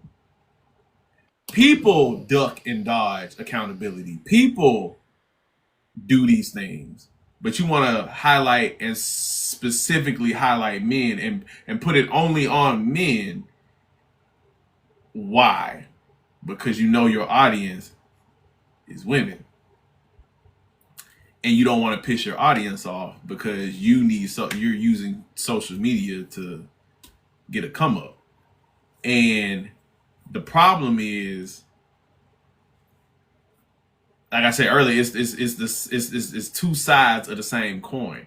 The very thing that topic, the disingenuous conversation, lead that women are, you know, clapping it up for him saying that, they're doing the same exact thing that they say passport bros do, the snow bunny chaser black men do, the red pill podcast guys do, the incel men do, the we don't like single mother men do. Y'all are doing the same shit. But they don't see it that way. Because those men lump all women together. They lump all single mothers. They lump all black women. They lump all fucking Western women, American women. They that's what they do. And then they cry, they complain, and they project. And they don't self-reflect. But when we talk about the men doing it, we shame them. It's not right. It's not all women. Don't generalize women. Blah blah blah. And then you come out with that type of conversation and you say it with a straight face and women eat it up. I mean, same thing as like that Derrick Jackson situation. But people told me I was hating, I need to shut the fuck up, blah, blah, blah. But will look at something that disingenuous and believe that's coming from a place of integrity.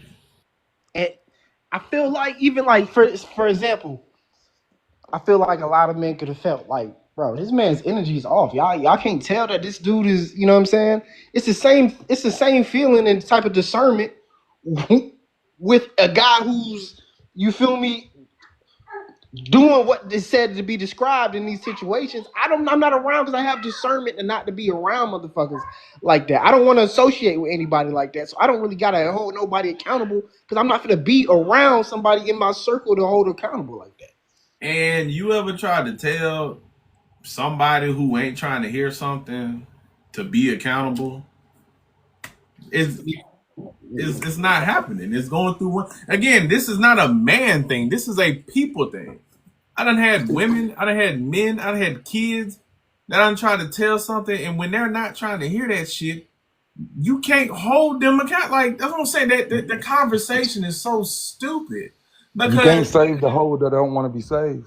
because I mean, because eventually after we talking, it has to get physical. And if we not getting physical, then there's nothing I can do. I feel like that's the cry. That is the cry though. Is no, we should be whipping their. I feel like that's really what they want. But how you gonna hold somebody accountable when? I mean, how can you even hold somebody accountable when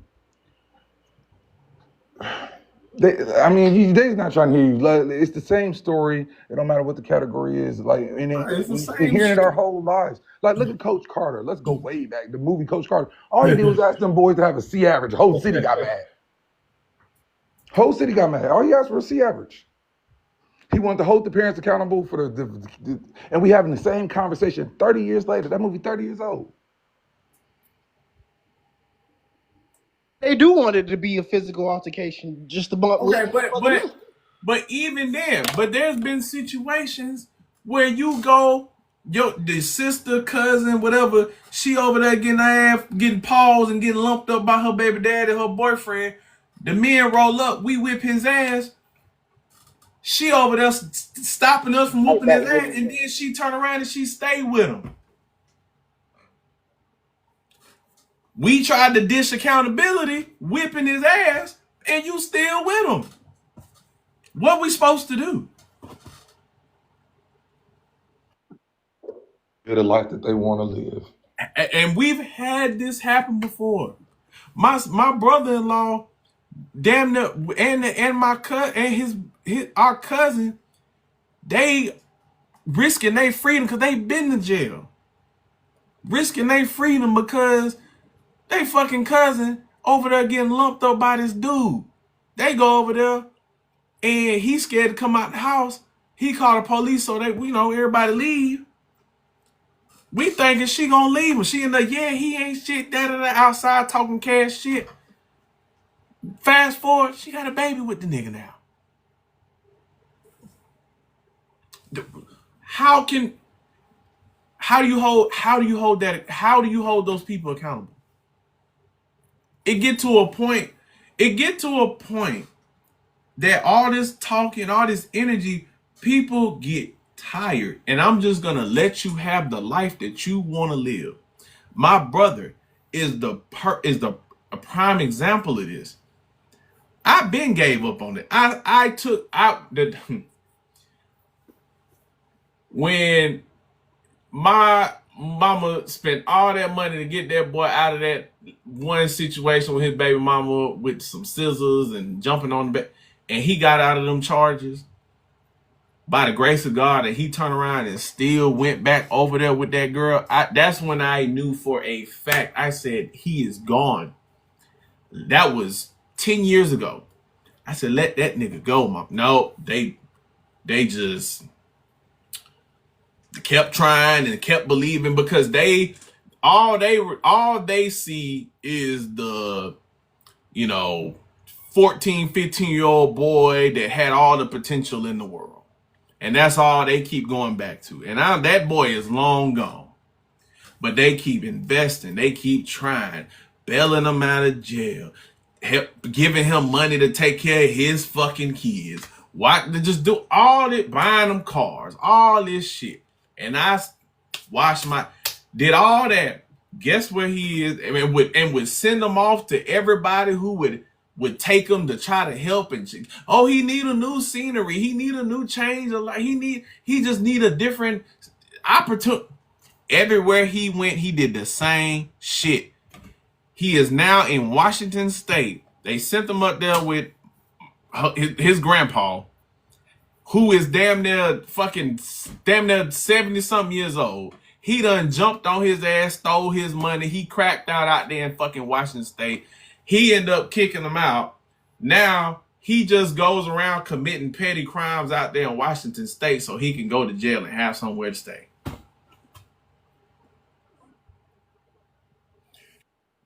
Years of trying to hold him accountable, talk to him, whoop his ass, help him, all that shit, just so he could be where he want to be.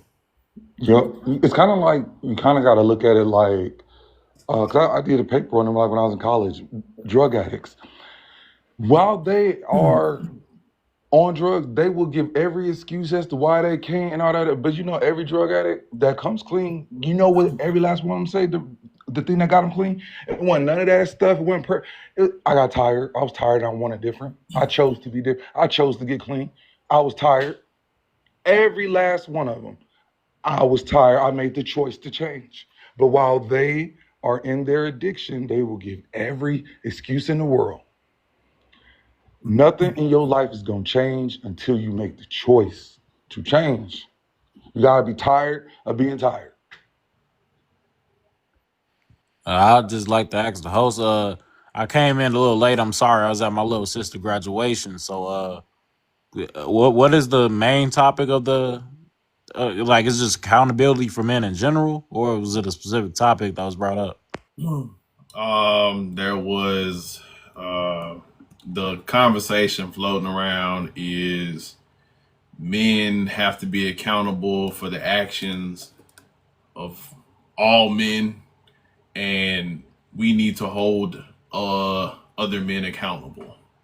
That's kind of a silly premise, because by that same logic, shouldn't women have to do the same thing? They should, but you know, patriarchy. I mean, I don't think anybody is put on earth to be accountable for anybody in particular necessary. You know, I mean, obviously we're accountable to each other in our families. Like a father may be accountable for his son, or something specific like that. But to just like say that, like men, like that's a very general statement. Like that's very vague for whoever started that conversation. That's kind of silly, silly premise. Yeah. But, the infinite money glitch is infinite for a reason. And it's never going to happen because the men that have the power to hold the lesser men accountable are tired. They don't give a fuck. You work hard to move away from them. Yeah. Because you can talk like, I say it gets... And it's the same thing with like, the black community shit, right? I get on here and I'm consistently saying the same message. Get married, plan your family, fucking buy a house, fucking get life insurance, go to college. And these are the things that build a community, right? These are the basic building blocks. And motherfuckers will argue. They will come up with excuse. They will tell you to shut up. They will tell you supporting the white man ideologies and white supremacy and upholding the systemic systems that oppress us. And it just gets to a point where you just don't care anymore. I was going to ask you, Benny. What? I was going to ask you, where does that ideology come from? Like when people say that, like, where does that stem from? Is that stemming from like a scarcity mindset? So they just sit right, you know what I'm saying? Like if somebody's trying to help you get better and they have all the tools to get better, hey, I'm successful. This is what you need to do. But you look at me and start saying, white man. It's like, I've been wondering what's the baseline. Huh? Go ahead. They don't want any call to action. They don't want to change. Laziness. Okay.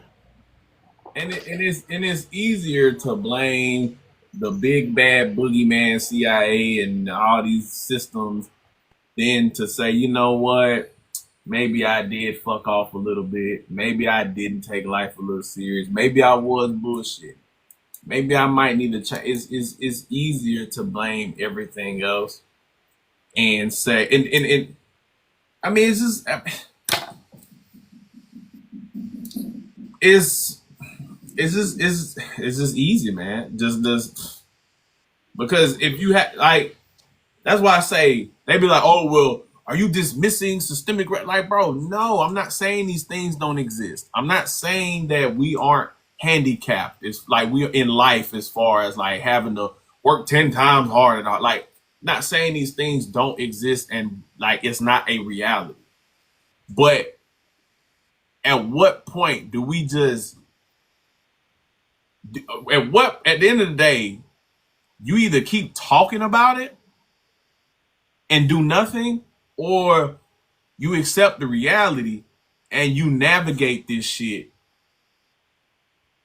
while trying to get what you want in life. And most of us just want to complain and listen to Dr. Umar. But you kind of got a point. Imagine if the slaves just sat there and said, "Well, we want freedom, but we had to take action to get freedom. There was abolitionists, there was revolutions, there was Right. revolts." It was a lot Hey, I that went got a into. hey, chat. I got a testimony on, bruh. Yeah, man. I'm a wait though. I'm a wait. I'm listening. You said a testimony on who? You, bruh, like what you talking about right now, man. I could tell you personally. I can tell you personally. I'm on your side. Oh, I'm okay. gonna sit back and I'm gonna chill. No, go Said he ahead, got bro. a testimony. Go ahead, bro. Go ahead. You got it. You got to take accountability. You know what I'm saying? Like, what I what's your definition of accountability, brother? I was just gonna ask that. Like for myself or for others? Just period. Acknowledging your faults, acknowledging your shortcomings when you're wrong, and taking corrective actions and a corrective course of action to better yourself and move forward in life. Right. It That the ain't life nothing that the life you have extravagant. is the result of your choices. Right. Yep. The consequence under being able to accept the consequences of your actions, whether they right or wrong, and then move to correct if they are wrong. Right. Man, what I meant about hey, everybody, by the way. Yeah, I mean, I'm a good person. But man, what I meant by a testimony, bruh, I'm going through something right now, right, Mr. Benny? Hey man, I ain't even worried about everybody that's in here. I love y'all though. Man, you had posted a post, I say it was like I don't know. TikTok kind of weird, but I seen something. And it was like, man, I want to clear myself up. It was like, man, my wife, my this, my that. Man, I've been married, bro. Like I was with my lady. Man. We was 10 years. 10 years. No marriage. And then we was 5 years married. And on that 5th year, I'm going through it right now. She want divorce, bro. And you said something like, man, I got my lady, man. I got my house. I'm doing this. I'm doing that. Man, you inspired me. You inspired me, man. You inspired me, man. All your videos inspire me. But, you know, I'm trying to say, what's your definition of accountability? Well, I just kind of gave it already. Um, you know, just accepting when you're wrong and trying to correct that. Yeah. But yeah, man. Well, you Hey, know, I hope you and your old lady like work it out. You know, can y'all work it out? But oh, they say I'm rambling and oh, my bad, my bad, my bad. Man, I follow your content, man. Don't worry about the laughing and all that, man. Man, I'm a real one, dog. I'm a real one. I'm a Well, real one. hey man, Believe that. nah, for sure, man. You know, hey, hopefully you and your lady work it out, man. You know, unless somebody did some foul ass shit, you know. Nah, cause I like your content. You Yeah. get what I'm saying? Okay. Appreciate I that. mean, I like your content. I remember them folk was attacking you on your property and all that. Man, you ain't never lied to nobody. You know what I'm saying? You like, man, shit. I'm over here on this type of land. I'm doing this. Man, look, bro. Everybody can laugh at me in the chat, all that. Whoop the whoop. I see everything. It's cool. It's cool. But man, when I see you on my FYP, bro, you don't miss. You really be on some real stuff, bro. I try, man. I try. Well, you on that drink tonight, man? Yeah, I'm drunk as hell. Okay. I ain't yeah, gonna I'm lie to from you. that yak hard. They got that good Nah, drink. everybody else want to Yeah, talk. I didn't want to say nothing. I didn't want to offend, but I Oh, was like, I was Nah, just, I just ain't go ahead mad. and tell I ain't Benny mad. good night, man. I ain't mad. I ain't mad. nah, yeah.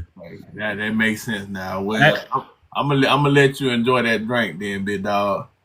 Appreciate you coming up, bro. How old you a bit, Benny? I'm 30. I turned 33 this year, man. man, you look Man, young as hell. You look like you around my age. I'm 22. Nah, man, I turned 33 this year, bro. why everybody on my ass in the chat? But Damn, y'all, you y'all everywhere. perfect. You everywhere, man. It's cool though. We know why you on that. You on that sip. It's cool. Yeah, My I bad, my understood what bad, you were bro. trying to My say, bad, bro. I my bad, understood you. But go, my hey bad, man, bro. I'm My gonna bad. go and get you out of here though, so you can enjoy that drink, big dog. Yeah, my bad, bro. My bad. Come back next time when you ain't on that on that on that sip. Yeah, on that good cushion alcohol. Yeah. You said you about to dip. Hell no. No, I was about to say one more thing. I Yeah, really go just have one more question for you, and it's kind of related to the topic, but it's like on the biggest scale. You know, I'm from the Chicago area, right? But I live in Georgia now, and ahead.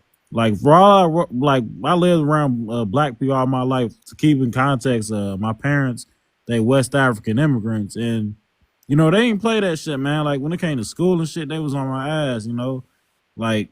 And I noticed a difference between like some of my peers and shit, like the way they was raised, like yeah, a lot of them, yeah, they what their parents was on their ass about school, but a lot of them like they really didn't care. Like a lot of my homies didn't graduate high school, you know, they ended up in jail and or dead, and you know just crazy. And it's like people like I'll be wondering like why people don't look around and see like man this street shit ain't working. You know I'm either gonna go this way and end up in a bad situation. Like let me try something else. Like a lot of people did do that. You know they came from that type of family, but they still tried another way. But like most motherfuckers just fell right into that same trap. It's like I don't know if it's like the type of media or the influences or just everything in the environment. But like I always wonder like why people still like you see the way this shit going, you still trying to live like this. Like I don't understand it to an extent, but I do know it's complicated. I don't know. I want to see your insight on that. I mean, just because that's what they want to be. That's what they want to do. That's what they want to be. I don't think it's as complicated as we try to make it seem. You know, we just gotta. I think that we don't want to accept that there's a group of us who just don't want to be, don't want to do, aspire to be degenerates, aspire to be some bullshit. So you don't think like like environment plays a large role in it. But I mean, to some extent, you can't use that excuse no more. I mean, What, yeah, I said I'm not gonna sit here and say it doesn't have an impact, but at the same time, there are other people in these same environments that still don't choose to do these. Like most of us grew up in the hood. Like I grew up in the hood, grew up on the street. Now I wasn't in the streets but I didn't choose the streets. And like it wasn't appealing to me because I was more scared of going to jail and getting popped and do like I was scared of that shit, and I wasn't afraid to admit that I was scared of that shit. And I didn't want to do it. I mean, my dumb ass did a little dirt, but like anything I did when I was like 19 and shit, you know, my older cousins eventually talked me out of that. Like it was money related. I was never the type of nigga that just want to do this shoot 'em up, bang bang shit. Cause I saw like all these dumbass rap niggas, they dying young as hell. You know what I'm saying? They not really getting no money off their music. I'm like, I never understood why you niggas aspired to that shit. Like, nigga, I don't know, bro. You gonna die and like the world is gonna forget about you. Even if you take them out of the hood, they're still doing the same thing. The data shows that you can raise black boys in the top 1%, and the chances are very likely that they're still going to gravitate to it. So it is not necessarily just environmental. We wouldn't have boys growing up in Gwinnett County, Atlanta, and beautiful homes with two parents acting like thugs. It is deeper than just an environment. Live, you just said I like that you just said that because I live in Gwinnett County now, bro. That's why I live when I moved from Chicago, and I like the suburbs around Chicago. Those are like real hoods, bro. Because like those are just like the projects got tore down, and all those people got moved over here. When I came to Gwinnett, I'm like, bro, it's nice as hell. Why you niggas is like, nigga, why is you walking around with Dracos and shit? Like, why do you want to live in this image, bro? It's what they want to do. And the faster we accept that that's what they want to do, the faster we can get them the fuck away from us. Now, if you eliminate poverty, okay, give them money. The mentality is the same. You eliminate the environment, move them out to Gwinnett, the mentality is the same. That was the whole design of the whole busting down the projects way back in the day. They had tore the projects down, moved them out of the inner city, put them in brand new apartment complexes that are mixed income and all this other stuff.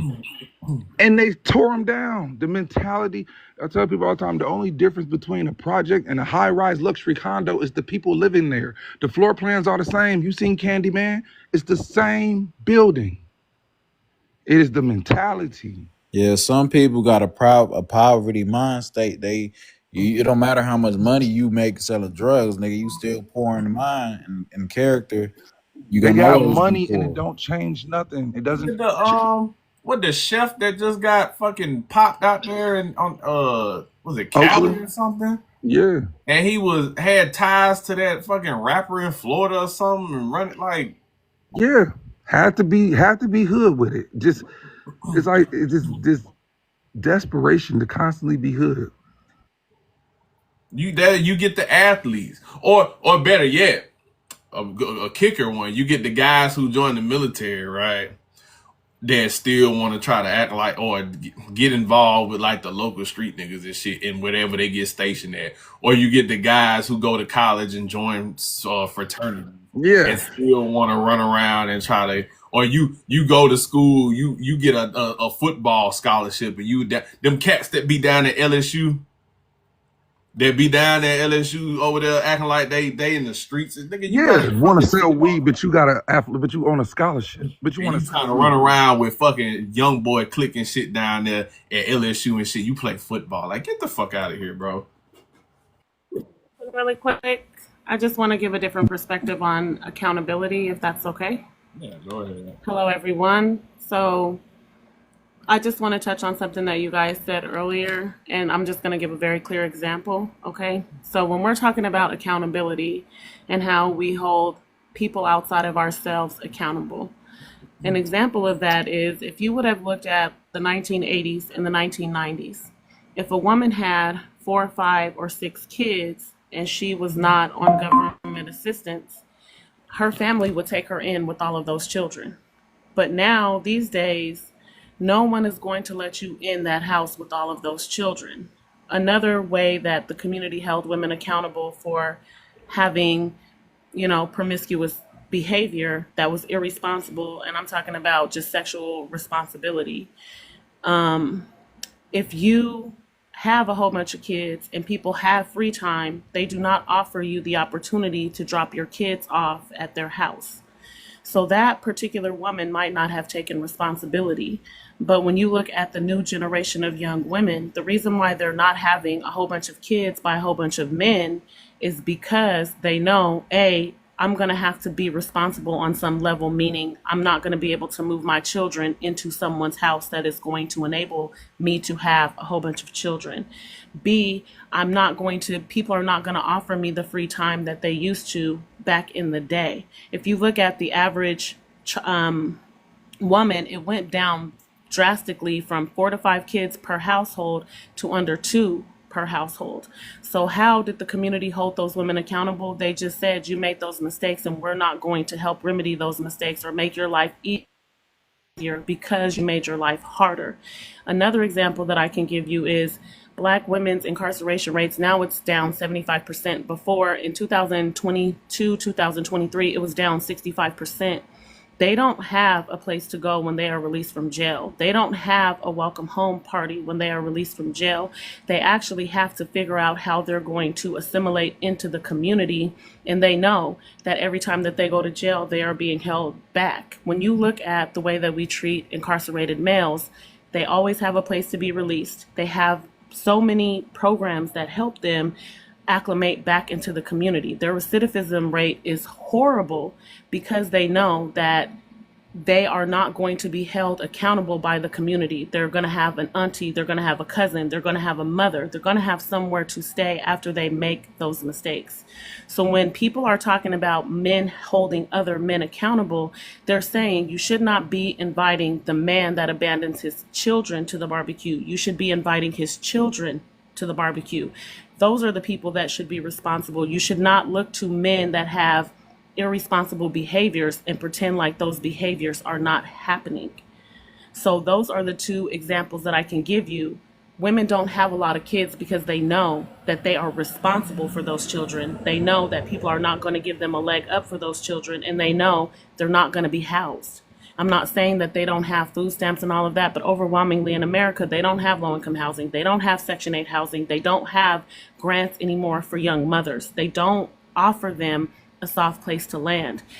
In most people's opinion, when men give each other a soft place to land. If you know that you have someone that has irresponsible sexual behavior, no one looks to the kids to actually do something for the kids. They're always doing something for the men, and they're not ostracized in the community the same way a woman that has a whole bunch of kids by different men are ostracized in the community. That's what I believe that people are talking about. I'm not saying that you need to go to somebody and say, you need to use a condom and you need to do this. It is actually having a place of camaraderie, actually having a place where they're allowed to still be in the family and they are not stigmatized, helps them shirk accountability and responsibility. That is what I believe that people are saying, and that's just what I wanted to touch on. Did you just read this shit off Chat GPT or something? Absolutely not. Absolutely not. So women don't have soft spots to land when they get out of jail. Who do shelters generally prioritize when they take people in? In most shelters, you cannot be a felon. So they do take, and I'm going to say that it is mainly women, but it's mostly women that do not have a criminal record and a criminal action. But I'm saying, like you said, women who have a bunch of kids don't have soft places or assistance and stuff like that, generally speaking. Who do shelters prioritize? Prioritize women. I will absolutely agree to that. And children. Absolutely. I will agree to that. Who has higher homelessness rates, men or women? It's obviously men. I will agree to that. That's not what I'm talking about. What I'm saying is, when you are talking about, and I use those two examples just as clear so that we can come to a place of a foundation so that you can have understanding. What I'm saying is, men that come home from incarceration do usually have a way to acclimate back into the community. Their recidivism rates do not change. Their incarceration rates continue to go up.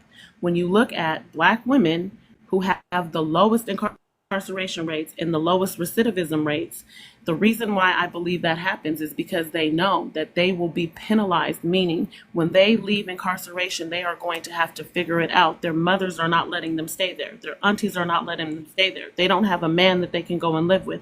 They have to acclimate back into the community without help. When I'm talking about women, if you're a woman and you have 1 or 2 kids and you need somewhere to stay, you're more likely to be able to get help. But women that have an absorbent amount of children, usually if they are homeless, they are at a place where nobody is going to accept 6 bodies or 5 bodies in addition to their own household. They just don't have room for them. That is why women stopped having so many children, is because they did not have as many resources available to them if they kept on having children. That's what I'm saying.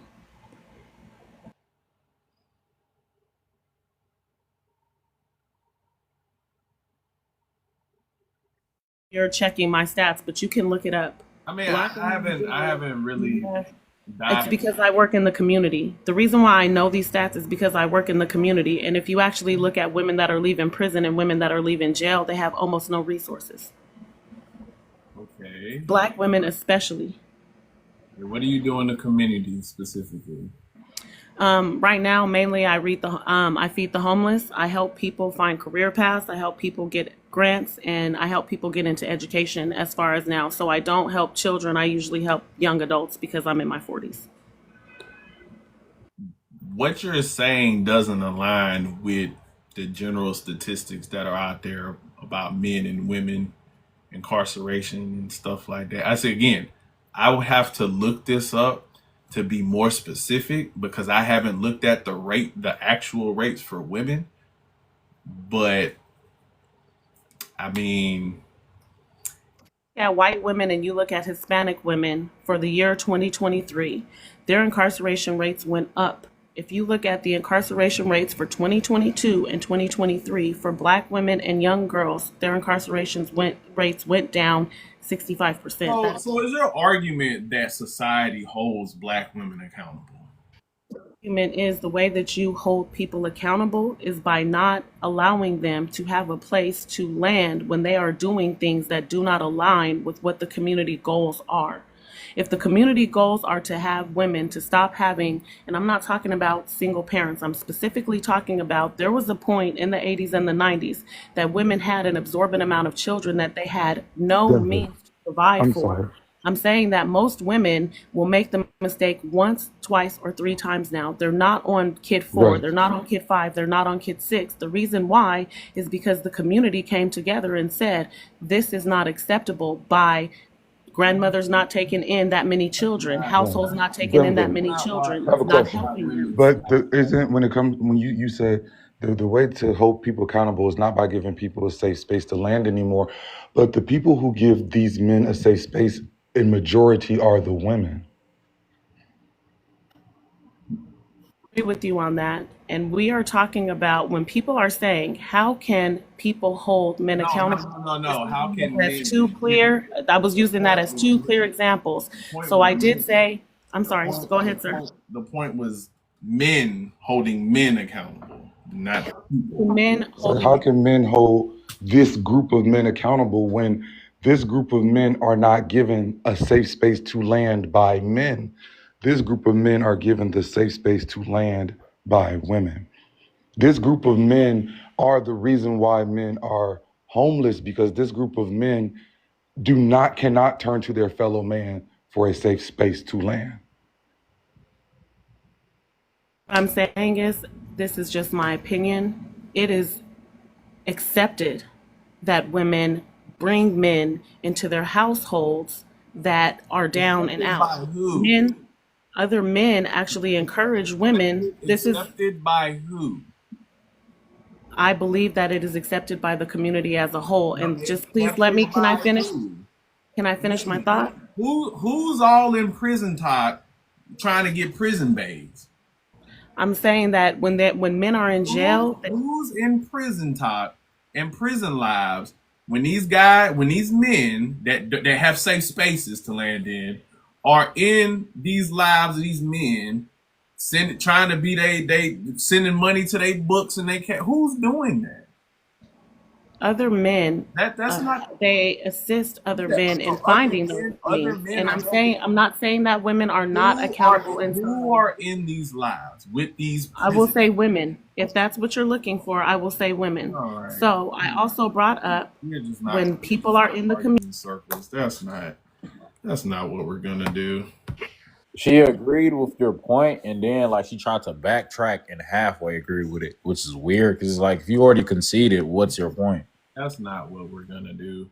Her argument is, well, they're giving a safe space to land. Yeah, by your fucking women, your sister gals. They're the ones they holding they man down while he in prison getting that Bucci hole bust open. They the ones sending money to his books. Ain't no dudes doing that shit. Yeah, it ain't the stereotype that your mama tell you, when you go to jail, all your little friends and homies not gonna give you nothing, you know? Right, like your Gonna homies, have you around his the girl. men are too busy trying to smash your baby mama. Why you in there? They not like, bro. At the most, a nigga will FaceTime you or call you, but they ain't send no money, bro. Come on, bro. That's not what we gonna do. I'm not about to talk in no damn circle with that lady. When your whole basis is safe spaces, but like the women not having kids ain't got shit to do with the fact that grandmas aren't taking in kids no more, watching your kids. Women have way more opportunities in the workforce now. You have the economy. There are several factors that are far more on the chain of why women aren't having children right now versus my mama don't want to watch her grandkids. Right. And it's like even if we were to take that, you mean to tell me that women are not willing to provide a safe space for another woman and her children, but they provide a safe space for jailbait? About it's the community. No, it's not the community. Jesus Christ. Yeah, that didn't. Yeah, I would say that's why when you based. That's why I would say based on what you have just said, and I like her. I've seen her come up online. I like her, but that point didn't make sense based on the thesis that was presented. It didn't make sense. I mean, that's why I threw out there the homeless rates are higher for men. Like, what assistance are men getting? Absolutely. Like, Hey, that's why every dude knows. when you drive down the street and you see somebody begging on the corner, if it's a woman, you be like, oh, here you go. When I see a grown ass man begging on the corner, I keep driving. Yeah, every dude know the way you're not gonna get home is to link up with a woman, even if you got to get her pregnant on purpose. Like even if you got to fake like her, even like you know what I'm saying? Because women are that safe landing space for bombs. Yeah, bro. I rarely see homeless women. I only like 1 out of every 6 person that I see that's homeless in Atlanta is a woman. Absolutely. You know why? Because a man is not going to let no hobosexual woman live up in his house, but a woman will let a hobosexual man get the keys and be smoking weed up in her apartment while she sleep and then get her Driving evicted. her car, taking her debit card. Yeah, but a man will never let a woman of equal lowliness, like lowliness, do that. Like a man, he gonna call if it's a low level woman, he gonna call you over to bust you down. He not gonna let you even spend the night. He not even gonna let you spend the night. But a woman of equal lesser, like They'll let an attractive woman be a bum. But Yeah. If she got good cat, bro, they'll let her do that. Let's not act like it ain't niggas that's simps out yeah, but that's the exception. That's not the rule. Nah, you right, 100. That's Like the for most part. exception. It's because a dude who has resources and means to be able to do that has options. So he ain't really pressed about one piece of cat. yeah. Oh yeah, for sure. With Finura, what you got, mama? You there? I had to hear that bull jive from old girl. You there? Ben. Oh, she talking about how do I unmute? I got you. Auntie. Okay, hello? Yeah, go ahead. Hello. Honestly, I don't even know where to start because I live in New York City, in the Bronx, Oh Lord, uptown. that's where crazy people at. Yeah, and it's the same conversation, especially with the women. You know, they cry, they complain. You even try to help them with their kids, and as soon as the men come back around that don't help them, you ask them why is he around. It's just a. I've lost a lot of friends in the last year. Honestly, through all the situations I've seen with them crying, asking me for money, but still hunching up. It's like I don't mind helping you, but you're hunching on someone and you can't ask them for $20. Yeah, poor coochie management. But I don't know, they have a way of making you feel bad sometimes. Yeah, Especially being Jamaican, it's just like you're supposed to just pick up slackness and just help out and enable. And it's like, nah, I'm not doing that because I've seen what happened to us growing up and how you 16 years old as a girl dealing with a 19-year-old, he in a trap house, but you don't want giving him re-up money. yeah. So I'm actually came from the live because I seen Chad was online. So Oh. I am grateful for these conversations because it just make me know like I'm not really bugging out for moving the way that I do. I try to tell them, try to stop hunching, try to, keep your body to yourself, find hobbies, go to the city, but it's like, it's caught crazy where I'm from. I'm not gonna lie to you. It's scary. And I don't have kids, and they always tell me if I speak on their situation with their kids, you don't have kids, so you don't know what you're talking about. And I'm like, I used to You were a babysit. kid, but you were a kid. You And know what a kid needs to be loved and like that kills me when people say that. You know what a kid needs because you were a kid.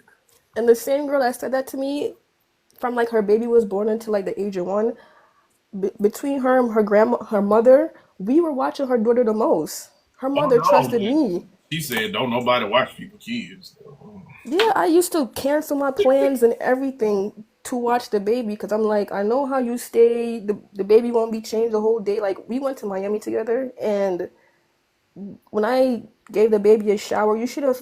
If you've seen how heavy, not even felt, but how you've seen how heavy the diaper was, I'm just like, this is why me and you don't get along because you're not prioritizing the right things. Like, so I'm just grateful for these conversations. I can just interact with people, even if I don't personally know you guys. I can hear some sensible things throughout my day and not foolishness because all day I'm on my FYP page, uninterested. So, and then Chad, I seen you was in the other live, and I'm just like, why are these women coming for you? Like, I don't. Right, because they were not making sense. They were lying. I was What like, you got y'all, going what on are over there, delusional? Chad? Man, I had a whole team of them arguing because they were delusional. They were lying. Yeah, Lying. I literally, the basis of my argument was women put up with shit from men that men would never put up with from women. That is a fact. Everybody know that.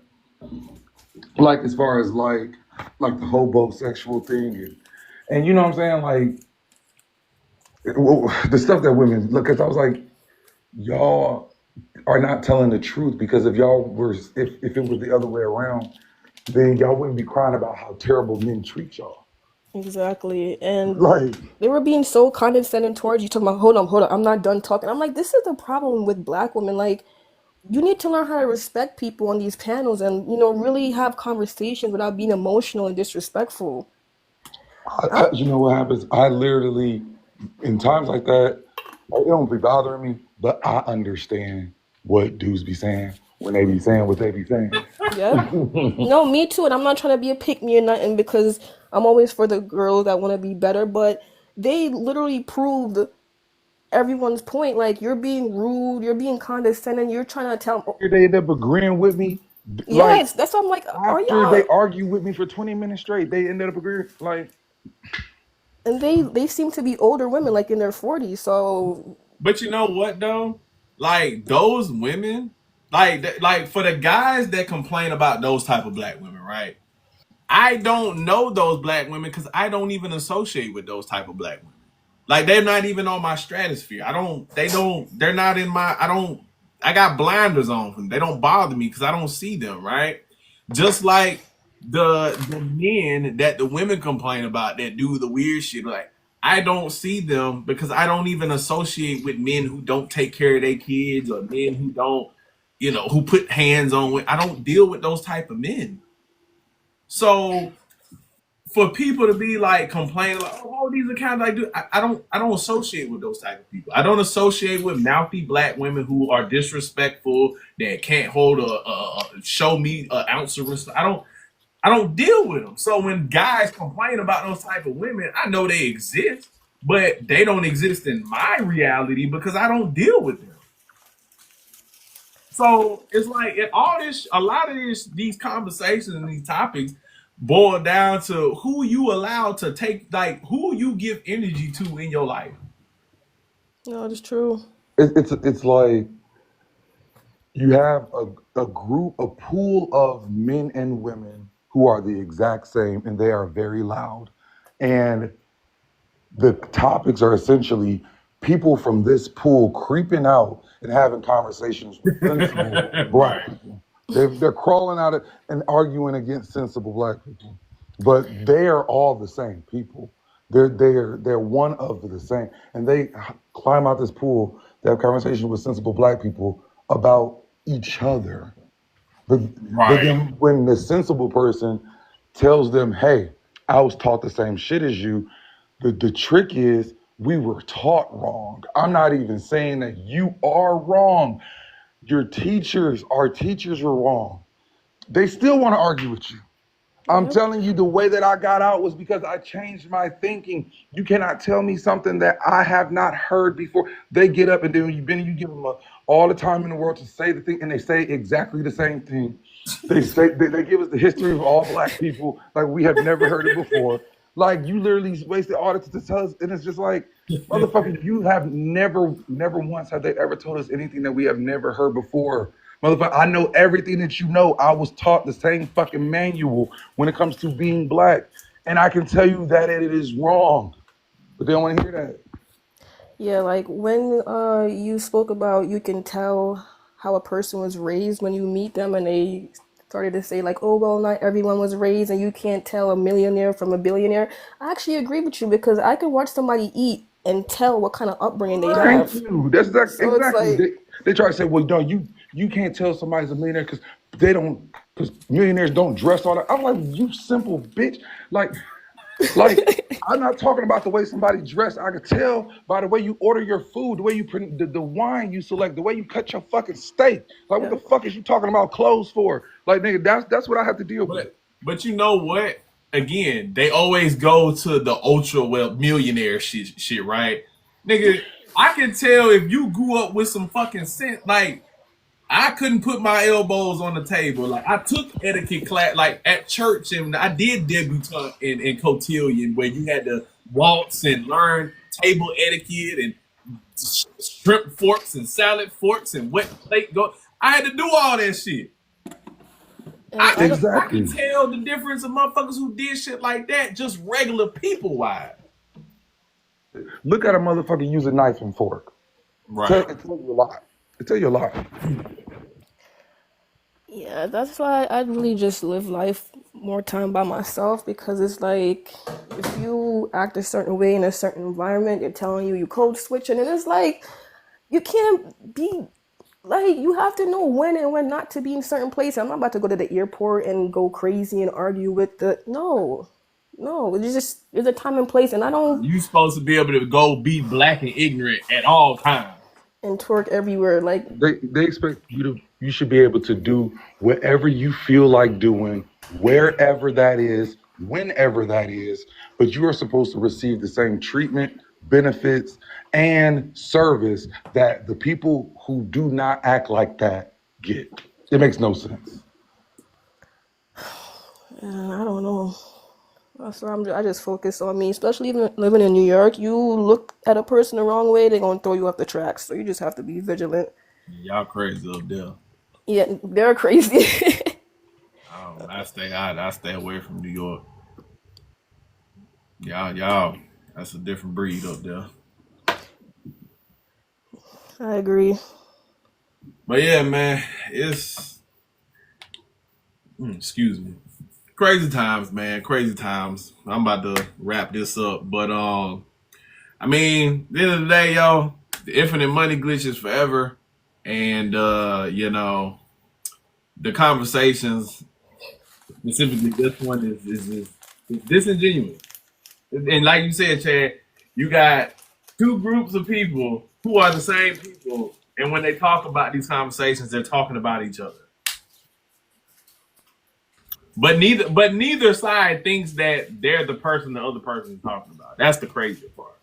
They're mirror reflections of each other. They are literal. That is why every single conversation always involves it's both sides. Yes, it is, motherfucker, because it's both of y'all. Right. Definitely. But you know, hey man, I'm just keep trying to do what I do, and motherfuckers is gonna keep telling me to shut up. But you know what? No. All I got, bruh, every time I say something, niggas be like, "Oh, you know when especially when it's their favorite person, whoever that favorite may be." All I do, and I say what I gotta say, and then I wait. And then as I wait, time just shows what the fuck I was saying, but nobody ever say, "Man, Benny, you was right." it's just funny how that worked, man. Because they only listen to people who take their money. It's funny how that worked, bro. Every time I just wait. And they tell on themselves, because when you're not moving, when you are just doing and saying things for your audience and your crowd, in order to keep the gig up, like you gotta, you know what I'm saying? It's like you gotta one up yourself. And eventually you get the one up in yourself to keep the gig going, then it just start getting obvious. So, Because there's no way that you can speak the truth without making anybody mad. It don't work like that. Right. The truth is going to you can't it's going to be obvious. You gonna have to piss somebody off if you telling the truth. Yeah, but hey, I'm gonna just mind my business. But yeah, man, I'm about to wrap it up, get off this thing, and I guess go give me something to eat. Even though it's late. Yep. So, but yeah, man, I'll catch y'all later, man. Y'all be safe out there, and well, tomorrow's Sunday, so it ain't. I don't know. Y'all might be barbecuing, cooking and shit. I might figure out something. You probably go to the beach or some shit. I don't fucking know. But yeah, man, y'all be easy out there. All right, good night.